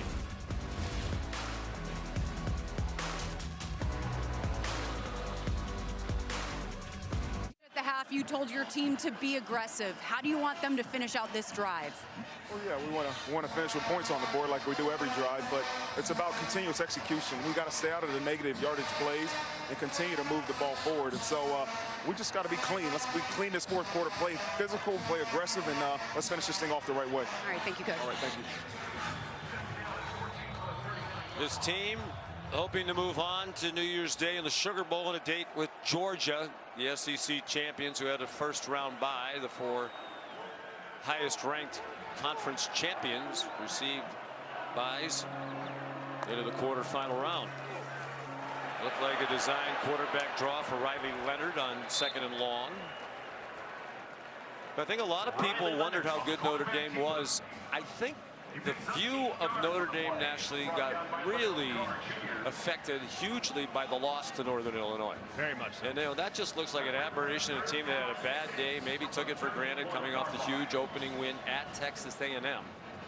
I mean, other than that, they have been a dominant football team. And against really good competition at times, too. I think Louisville's a good team. Navy and Army are good teams. Beautiful throw by Leonard into a crowd, caught by Jaden Greathouse for Notre Dame first down and another time-killing drive. And I think the thing about this, too, this is the part of Notre Dame's team that was very much a work in progress when they were playing against NIU and Texas A&M early in the game. The passing attack and the confidence of Riley Leonard, which has now come full circle, and he's playing his best football of the year here in December. There's a flag down. He runs away from Kamara, finds an open receiver. Don't think Chris Mitchell realized how much room he had around him. He just kind of circled, went out of bounds. Likely another offside penalty against Indiana.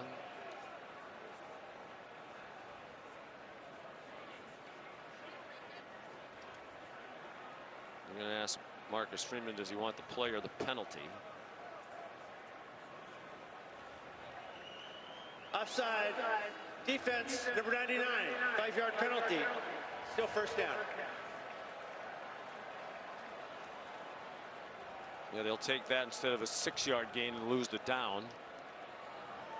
I think the other big picture aspect of this is people are going to wonder about Indiana. Yeah. And how good they really were. Were they a product of a very weak schedule? You can only play who you played, and they did hammer most of the teams that they played. Like, that's the saving grace for Curt Cignetti. It wasn't so much about who they played, but how they looked when they played those teams. And I think it's going to be going forward. Strength of schedule, depending on how the results happen this weekend, is going to be a heavier weighted factor in the years to come. Very little pressure on Riley Leonard. Now they chase him to the sideline. Did he get rid of it just before he went out of bounds? He did. They ruled it an incomplete pass.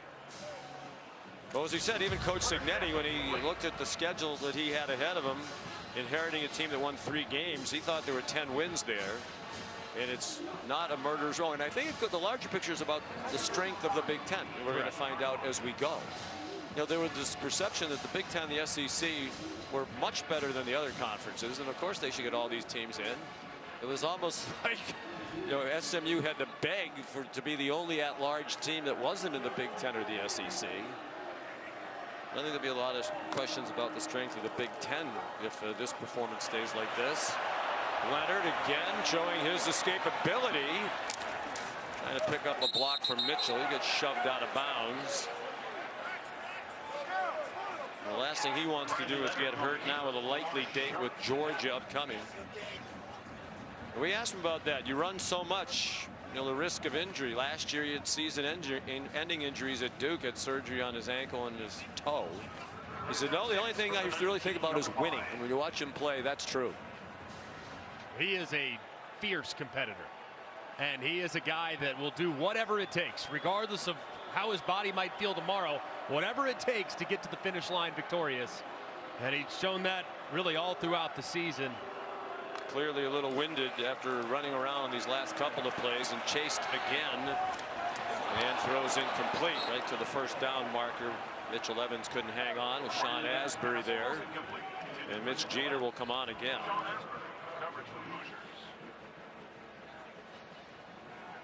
Buried so far in a glimmer of disappointment for Indiana. The defense has at least shown some life in the second half in creating some pass rush. So that is something to build on, supposedly. But, man, it's been tough sledding for their offense. Jeter, who came in 0 for his last 3 and 1 for his previous 5. 2 for 2 tonight from 49 and 33. This is what they expected when they brought him over. And now a low kick that gets blocked. James Carpenter blocked it. And the Hoosiers advance the ball out near the 40-yard line.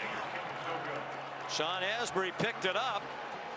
That was a low kick by Jeter. Really wasn't a lot of penetration, just batted down by big James Carpenter at the line of scrimmage.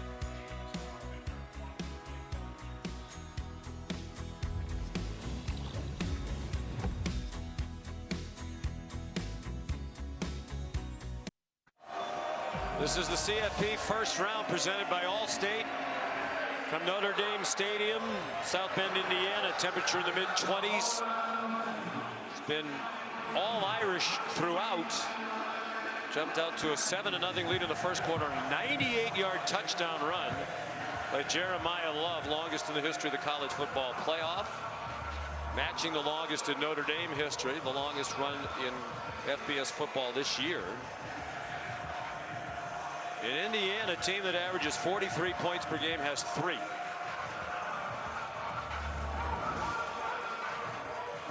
They average 439 yards per game, 131 tonight. And credit this Notre Dame defense, which has played very well all year, and again tonight. If Indiana's going to make a game of it, it has to start right now. The toss to Ellison, and he's wrestled down by the cornerback Leonard Floyd. With it being a 3-score game, you got to start thinking about some tempo. You need to go some no huddle, pick up the urgency just a little bit. Don't need to go hyper speed just yet. You need to be very mindful of the clock for Curt Cignetti's offense.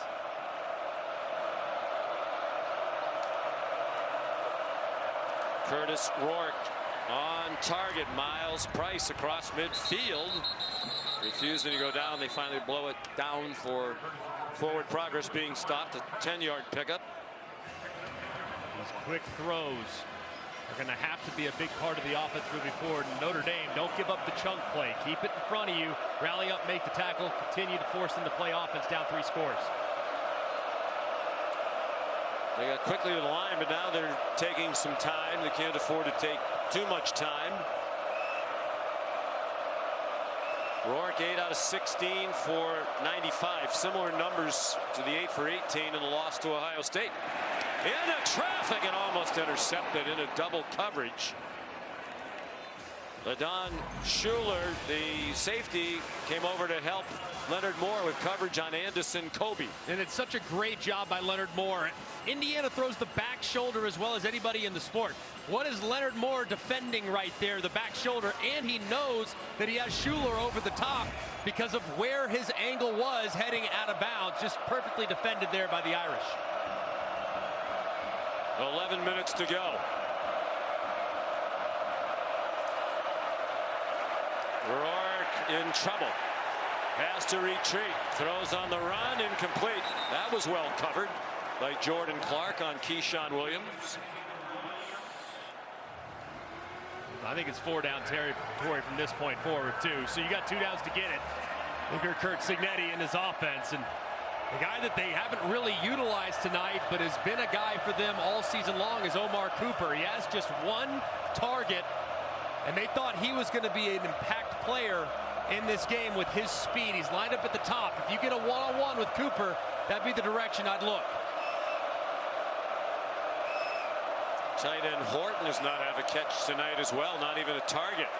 Screen, high throw, and a great defensive play by Drake Bowen, dropping Ellison for a loss. 4th down and 11. There's a Fighting Irish player who's slow to get up. Back behind the line of scrimmage, it's Bryce Young. Timeout, 10:45 to go. Notre Dame in control, up by 17.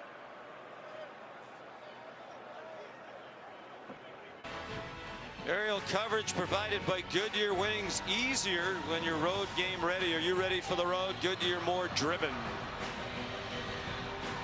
Indiana on the road tonight. Not a long trip, about 200 miles up from Bloomington. That hasn't gone well. Notre Dame leading 20-3. And Indiana's going to punt on this 4th and 11, down by 3 scores. I'm very surprised. I don't understand, especially with how Notre Dame's been able to move the ball offensively. They're down 30-20 in time of possession. I don't get this at all. It makes no sense.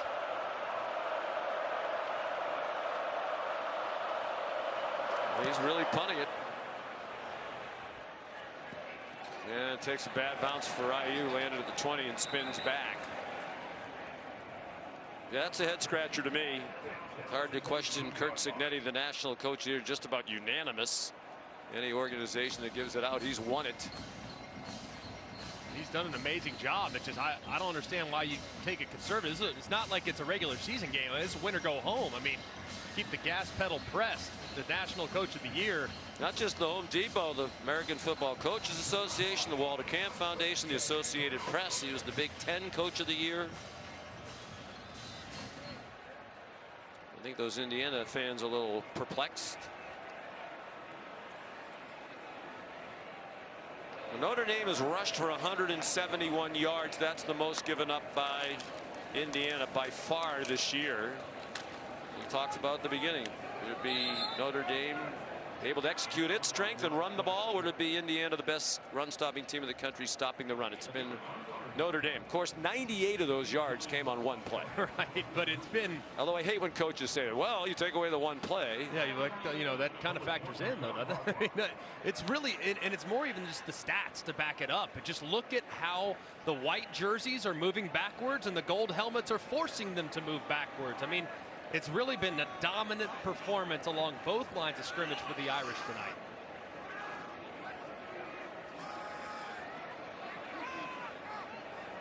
And again, with a veteran quarterback, Leonard takes the play clock all the way down to 1. They're so well coached.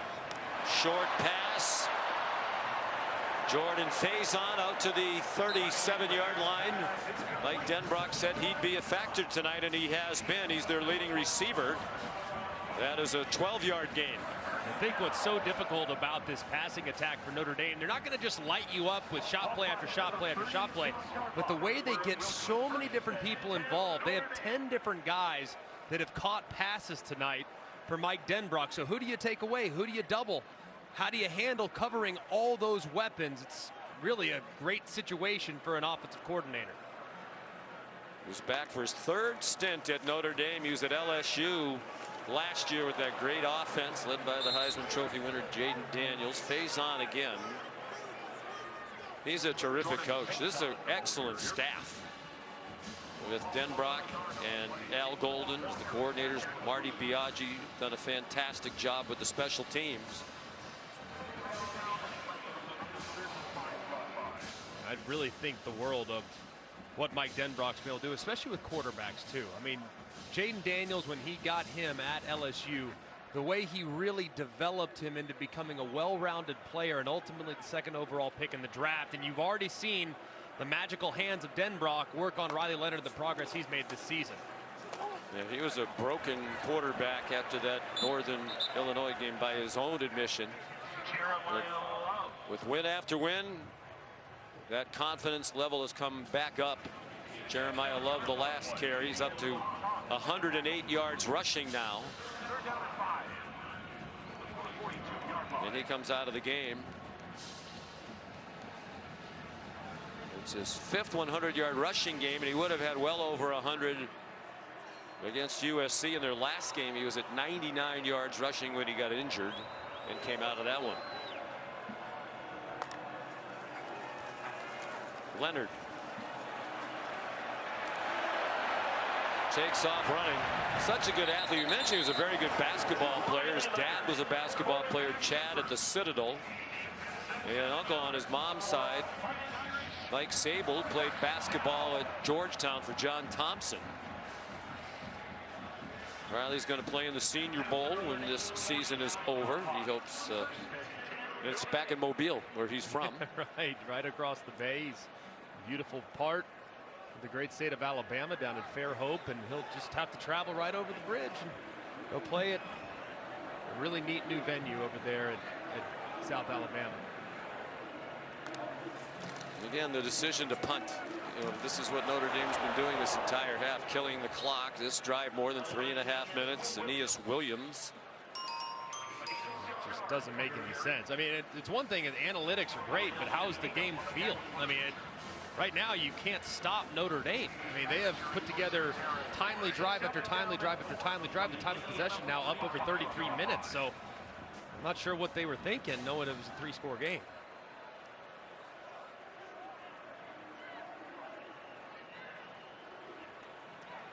First meeting between these two teams since 1991. Leonard, great feel for the rush, stepped up, fires! Faison down to the goal line. They're going to mark him down just short inside the 1. 44 yards. And Faison is going to go over 100 yards receiving. What a throw by Riley Leonard. And Faison, the concentration, decent coverage, but man, Riley Leonard, that was a heck of a throw under duress in the backfield. Actually, he's up to 89 yards receiving. He had 16 catches all year. He has 7 tonight. Aeneas Williams stopped short of the goal line. Notre Dame probably doesn't mind. Ideally, they'd score on 3rd down, run some more clock. Mario Landino made the tackle.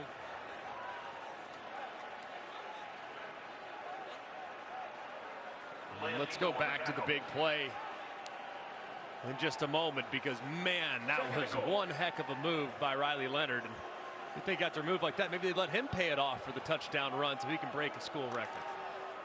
Yeah, he has 14 rushing touchdowns, tied with Brandon Wimbush in 2017 for the most of the season by a Notre Dame quarterback. Goes up as if he's going to go under center. Now he wants to use a timeout as the play clock was just about to run out. Flag thrown, though. He might not have gotten it.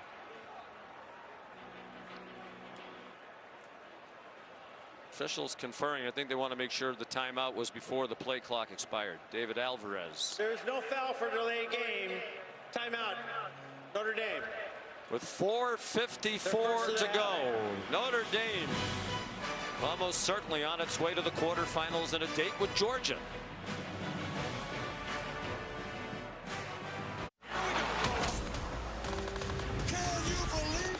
That atmosphere is going to be incredible. The college football playoff first round continues tomorrow.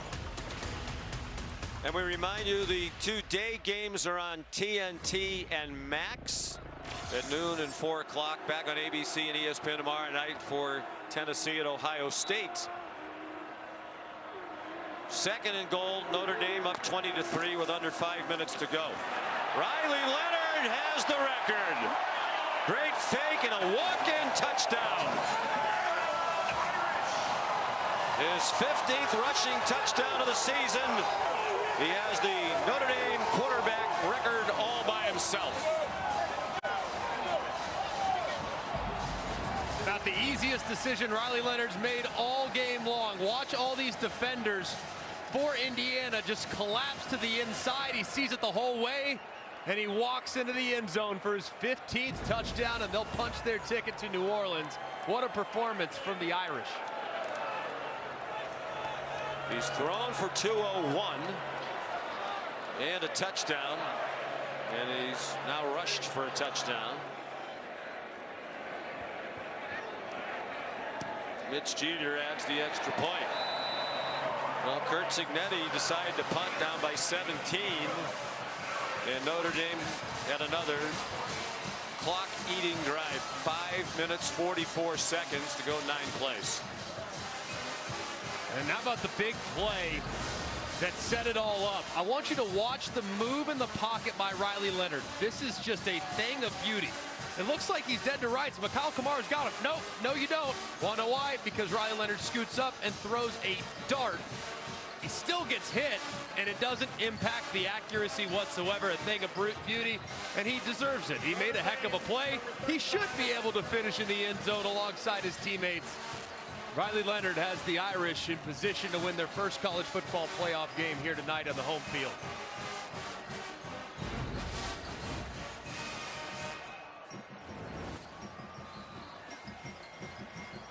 And with that touchdown, he and Jeremiah Love are the first duo to have 15 or more rushing touchdowns in the same season in Notre Dame history.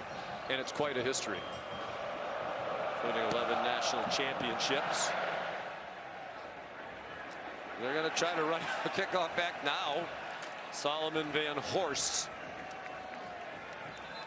down at the 24. Tonight's Capital One rewarding performance. Well, Indiana had momentum for about a millisecond, and then a moment later it was intercepted by the All-American Watts.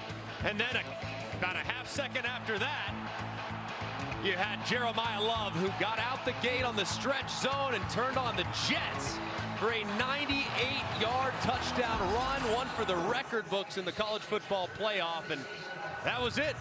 The game at that point was pretty much wrapped up with how Notre Dame's defense has played.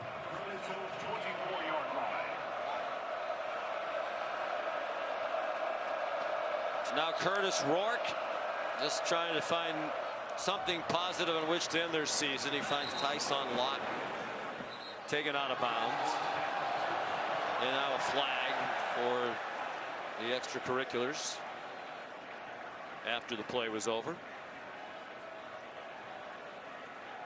Lawton will be playing his last college football game here tonight. 7 years, 5 seasons at Stony Brook, 1 at James Madison, and now this year at Indiana. And ouch. Left leg and ankle twisted awkwardly underneath him. Jalen Sneed there for Notre Dame. Glad he was able to run off under his own power. That was a scary hit right there.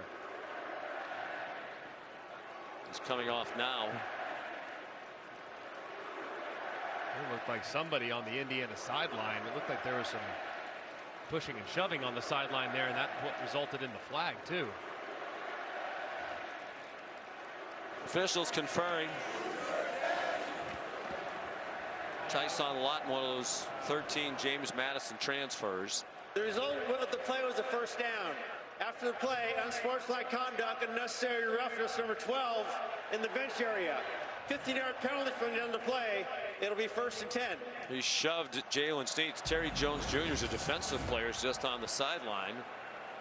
You see him over there. Snead's kind of stand over the top of Lawton, and he just shoves him right back. The official sees it immediately, and that's what draws the foul.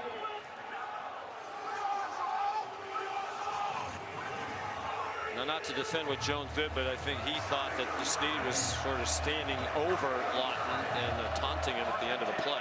That would be my guess. 4.5 to go. Disappointing end to a great year for Curtis Rourke. He hopes to play professional football. He dumps it off to Justice Ellison. His brother Nathan was his predecessor at Ohio. They overlapped there. Nathan Rourke's gone on to the CFL. He's with the BC Lions. And they are very close. Nathan Rourke, according to Curtis, is Curtis's hero, great role model. There's Curtis Rourke's wife, Caroline.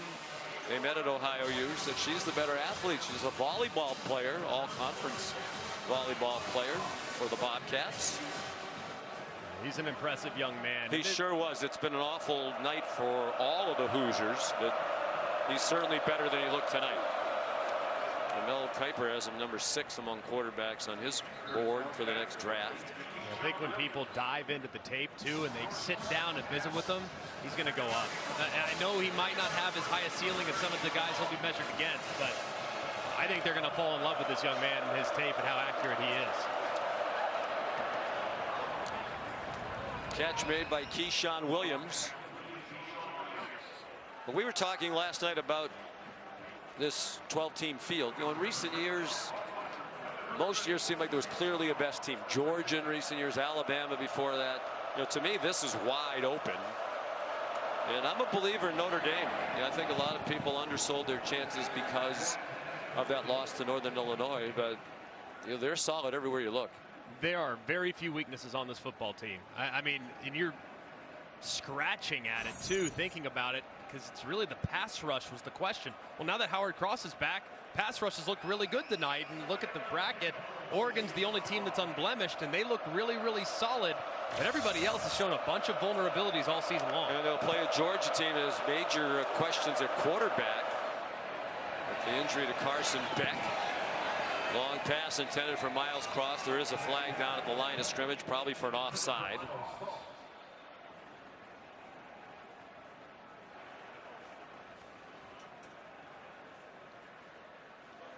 Offside. Defense, number 44, 5-yard penalty. Still 2nd down. And to be honest, this game has been a little bit of a dud. I don't think anybody would deny that. Disappointing. I think most of us thought it would be a more competitive game, and there will be a lot of analysis going forward about whether Indiana was worthy of this.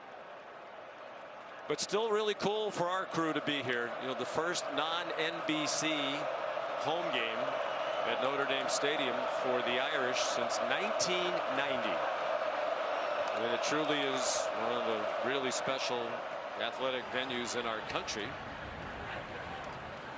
Miles Price, the catch and run. You know, was one of the stars in the last ESPN telecast here in the shadow of Touchdown Jesus. I have a little bit. You know, Penn State played here in November of 1990 against #1 Notre Dame. And the Nittany Lions rallied from 14 down to win it. They tied it midway through the 4th quarter on a touchdown catch by that man, Al Golden. Then the tight end for Penn State. They won it on a last-second field goal by Craig Fayak. We asked Al about that yesterday. He said, yeah, big moment. There was a memorable picture taken of him in the end zone with his arms raised in the air. And his wife, Kelly, had it made into a painting. And that painting hangs in their beach house in New Jersey. Going to be another great night for Coach Golden on this field in a big game. 2-minute timeout.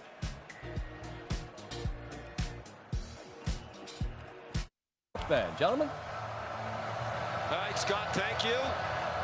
Final 2 minutes of this first ever playoff game in the 12-team format. All Notre Dame tonight. Indiana just trying to make the final score look a little bit better at this juncture. Curtis Rourke to the sideline, broken up, intended for Miles Price. Coverage from Jordan Clark.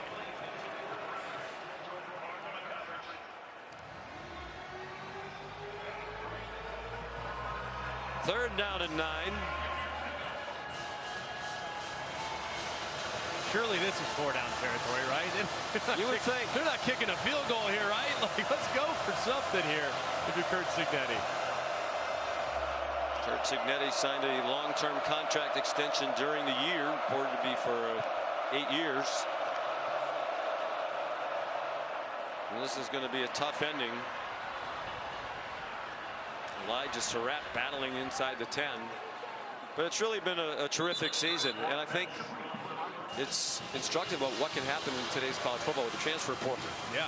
Right? You win 3 games last year, you change coaches, you bring this man in, he brings in 30 transfers, and they win 11 games, double digits for the first time. That was Tino Sunseri's coaching his last minute 39 on the Indiana staff on his way to UCLA to be the offensive coordinator. Howard Cross knocked down that pass. Pete Thamel reporting today. Chandler Whitmer from the Atlanta Falcons staff is going to come over to be the quarterback coach. I think another thing too about the way that Tino Sunseri and Curt Cignetti have approached this rebuild, if you will, is they took guys that have played football at this level before. They might not all look like 6'5", 250 and can run. They might be a little undersized, but they are productive at smaller schools, and it can win at the highest level. He says production over potential. He wants resumes of guys who've played a lot and played well. Swing pass, Price, bang down at the goal line, touchdown Indiana. That was close as to whether he broke the plane, but at least for the moment called a touchdown, and he did get over the line before the ball, we think, from the big mobile collision. Progressive pylon camera. That's a touchdown. That was a great effort with understanding where he's at. Huge collision. I got a little nauseous there with the view from the pylon cam. Just had a quiet night tonight. It has. Great stretch though, and you know, and our poor camera guy is not very tall in there. He went for a ride too. He's well protected though. Those pylons are soft around him. That's encouraging. And Indiana's going to go for 2. And Miles Price, the touchdown, is 3rd of the year. He came over from Texas Tech.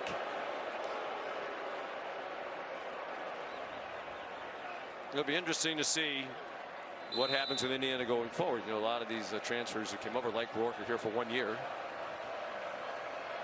A lot of the guys who came from James Madison said, hey, if we stayed at James Madison, we could have done the same thing there. Yeah, we probably could have. Congratulations to Bob Chesney and his staff that took over for Curt Cignetti. They won 9 games, including their bowl game, losing 13 terrific players off of last year's team. They get the 2 on the completion to Elijah Surratt.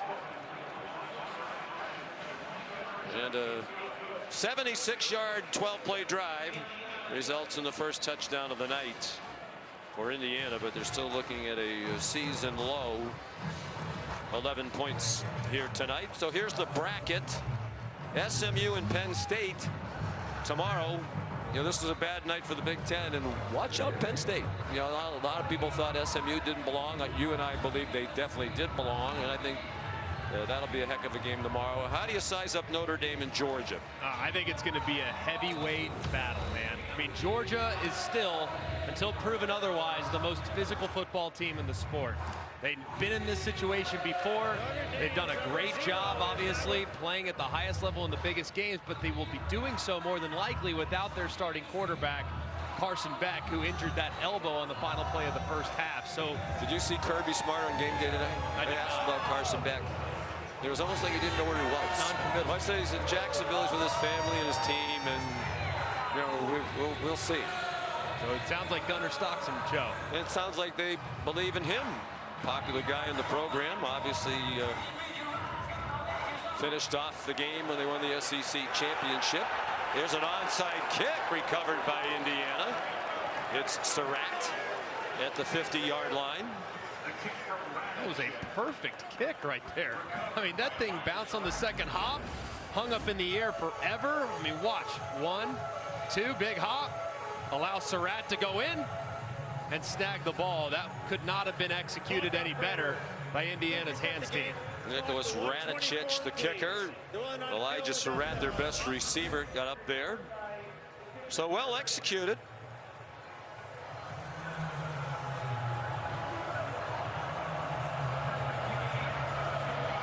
Well, if they could get 8 fast, try that onside kick again. So you're saying there's a chance.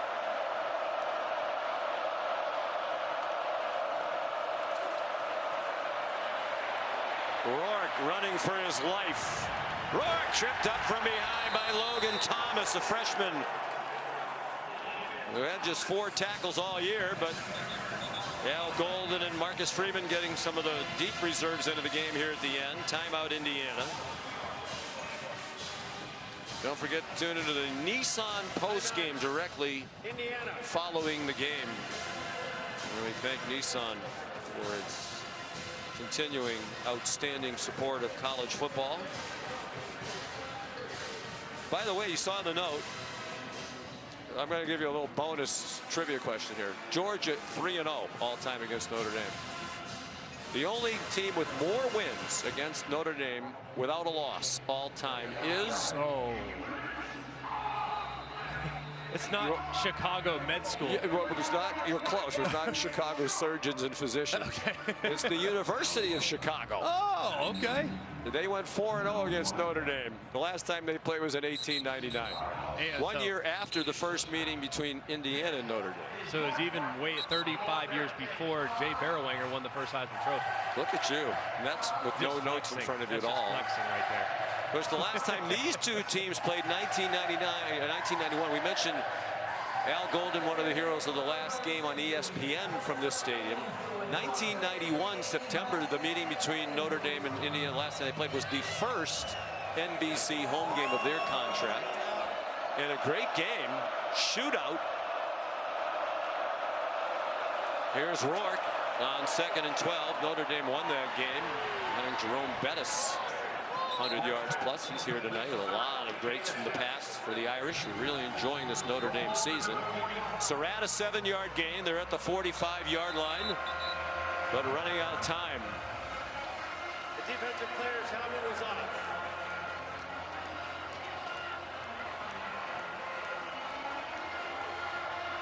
So they're going to have a conversation about that.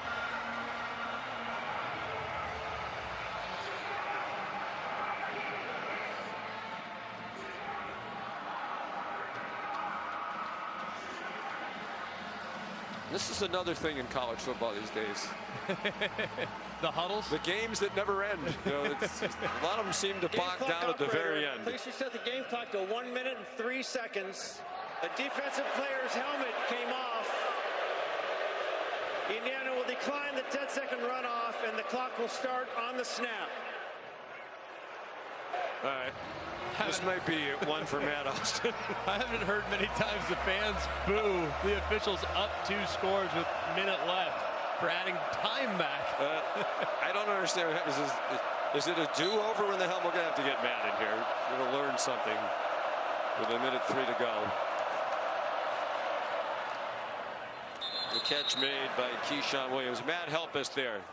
Was his helmet Sean, not on during the play? I don't know what happened. Do you know what happened? Yeah, the helmet came off at the end of the play, so the clock stops for that. That is subject to a 10-second subtraction, which Indiana's going to decline, which means the clock's going to start on the snap. So they got it exactly right. All right, Matt. Notre Dame.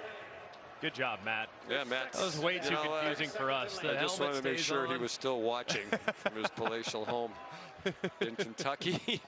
I think if you're an Indiana fan, it's a disappointment. I think if you're a Notre Dame fan, though, you have to be greatly encouraged. Yeah. This is a wide open playoff, and they have a really good team. I think it's easy to for people to make their narrative known, and Indiana shouldn't have done this, they shouldn't have done that. This was a dominant performance against a team that had been dominant. And I think that's something that we need to acknowledge here. And Indiana's strength was completely neutralized tonight. Their quarterback offensively is their strength. He didn't play well at all as a result of the pressure that Notre Dame consistently applied. And then their run game defense, #1 in the country coming into tonight, and they couldn't stop the run.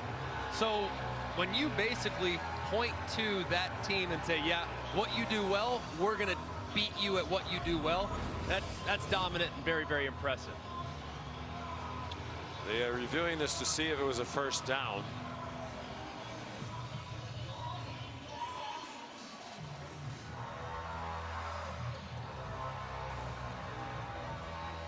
And they're still reviewing it. Well, the narrative's going to be, again, should Indiana have been in? Right. The one thing I didn't understand, when we did the ACC championship game, Clemson played SMU, and a lot of people were saying, well, if SMU doesn't win the championship, don't get the automatic bid, they're probably out. Alabama's going to be in. I didn't understand why Indiana wasn't included in that conversation. Yeah, and I didn't understand, you know, I know they were 11-1, but what was it about their resume said they were clearly more deserving than SMU or Alabama? I think it was the Big Ten. I also think it had something to do with how convincing it looked and the quote eye test and the execution level that they had against subpar competition. I think that had a lot to do with it. And then I think people also looked at it and said, well, they had a bunch of self-inflicted mistakes against Ohio State. That's why that game got sideways, without really looking at it and thinking that game probably could have been worse than it was had Ohio State played a little better along the line of scrimmage. But I do think they need to really look at the criteria moving forward in these bloated conferences where people are making unequal I think schedules. they need to lose the assumption that the SEC and the Big Ten are clearly head and shoulders above everybody else, particularly the Big Ten. I mean, the SEC has the recent history, Alabama, Georgia, but the Big Ten's won 2 national championships in college football since when? 2002? 2002, Ohio State won in 2002, so 2003 they've won 2. Review, so that's 22 seasons. At the 40-yard line, at the 40.5-yard line, it will be 4th down at that spot. Of course, Ohio State won the first college football playoff, Michigan last year. But you know, I don't understand why there's this presumption, it seems, for many that the Big Ten in particular is so much better than the ACC or the Big 12. Not sure what that's based on. There's a lot of talk about strength of schedule. Well, you're playing each other. So if you just assume, well, our league's better than everybody else, so therefore our strength is tough. What if your league isn't better than everybody else? Is your strength of schedule better than everybody else?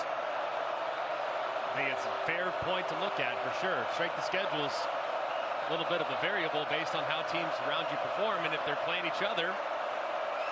Yeah, I don't get it. Yo, our strength of schedule is the best because we play everybody else in our league, and we're just assuming our league's better than everybody else.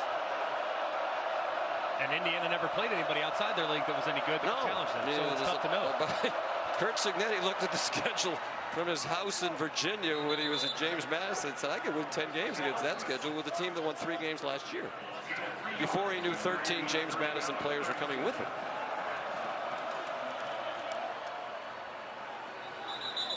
Zach Horton runs out of bounds.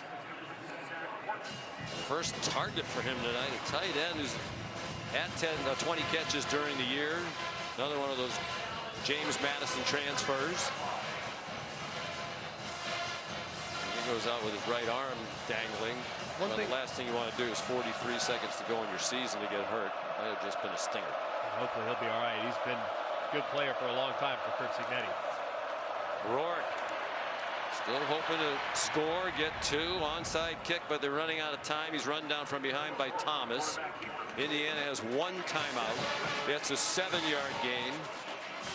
Clock stops to move the chains. They're at the 23. And they clock it. You know, we talked to Curtis Work about why Indiana. He said, you know, I was intrigued by playing the Big Ten. He said, and Coach Cignetti called me while he was packing up his house in Virginia to leave James Madison and go to Indiana. And he started telling me about how successful he's been. Now, this was before he had the press conference that Google me. So Curtis Work said, so I Googled him. And everything he said was true. So Curtis was really the original guy who Googled Kurt Cignetti. Back shoulder throw. That finally works, and it's a touchdown. Perhaps we're burying the Hoosiers a bit prematurely. Now a chance for a 2-point play to make it a 1-score game with 25 seconds to go. Omar Cooper beat Christian Gray. And that's about the first back shoulder throw that they've executed all game long. It took 59 minutes and 35 seconds, but that was a thing of beauty. If you could have gotten that in the first 3 quarters, this game would look very different here at the end. Have to have the 2. They got one a moment ago. 23 yards on the touchdown. 7th of the year for Cooper on his first catch of the night. Homegrown product from Indianapolis, Lawrence North High School. Justice Ellison, the running back. Rourke to the end zone, broken up. Incomplete, intended for Elijah Surratt. What a great play by Jordan Clark, too. I mean, it's a well-thrown ball. It looked like it was going to be complete. And Jordan Clark, at the very last second, puts his right hand in to tip it and deflect it over the head of the intended target, Surratt. Just a terrific defensive play by Clark. Notre Dame 0 is now wearing number 46. So that should cement it. Still down by 2 scores with 25 seconds to go if it wasn't already cemented. You have to admire the fight, though, from Indiana there after they probably shouldn't have punted it away. That ultimately led to it becoming a 24-point game. They shouldn't have punted it. But once they did get control again, they've kept their foot on the pedal and at least made it respectable down the stretch. You got to admire that aspect of it. And they're better than they look tonight. Such a great story all year long. A very likable program led by Coach Cignetti, who's obviously a real character. They recover this onside kick. Bo Collins out there, their leading receiver. But it'll be interesting, right? In this transfer portal, out they go, in come other guys. Can they do it again next year? And those people that are wondering, hey, what's the benefit of a first-round bye? I'd rather have the home game. That's one thing Kurt Cignetti said that is a real challenge for these teams that have had to play this week, is they have not had the same type of opportunity to host players that would be considering their school by way of the transfer portal. So maybe that's something worth acknowledging in the future, and the benefit of the bye week. Other coaches have talked about that. Kurt Cignetti said, well, I'd rather be playing and have to deal with retaining staff, retaining your own players, getting players in the portal, and doing the high school recruiting. Leonard takes a knee. And Marcus Freeman has his 12th win in 3 years against a ranked opponent. And the Irish are on to the quarterfinals and the Sugar Bowl, and a date with the Georgia Bulldogs on New Year's Day. And 12 wins ties the school record. Then we transition into the Nissan postgame.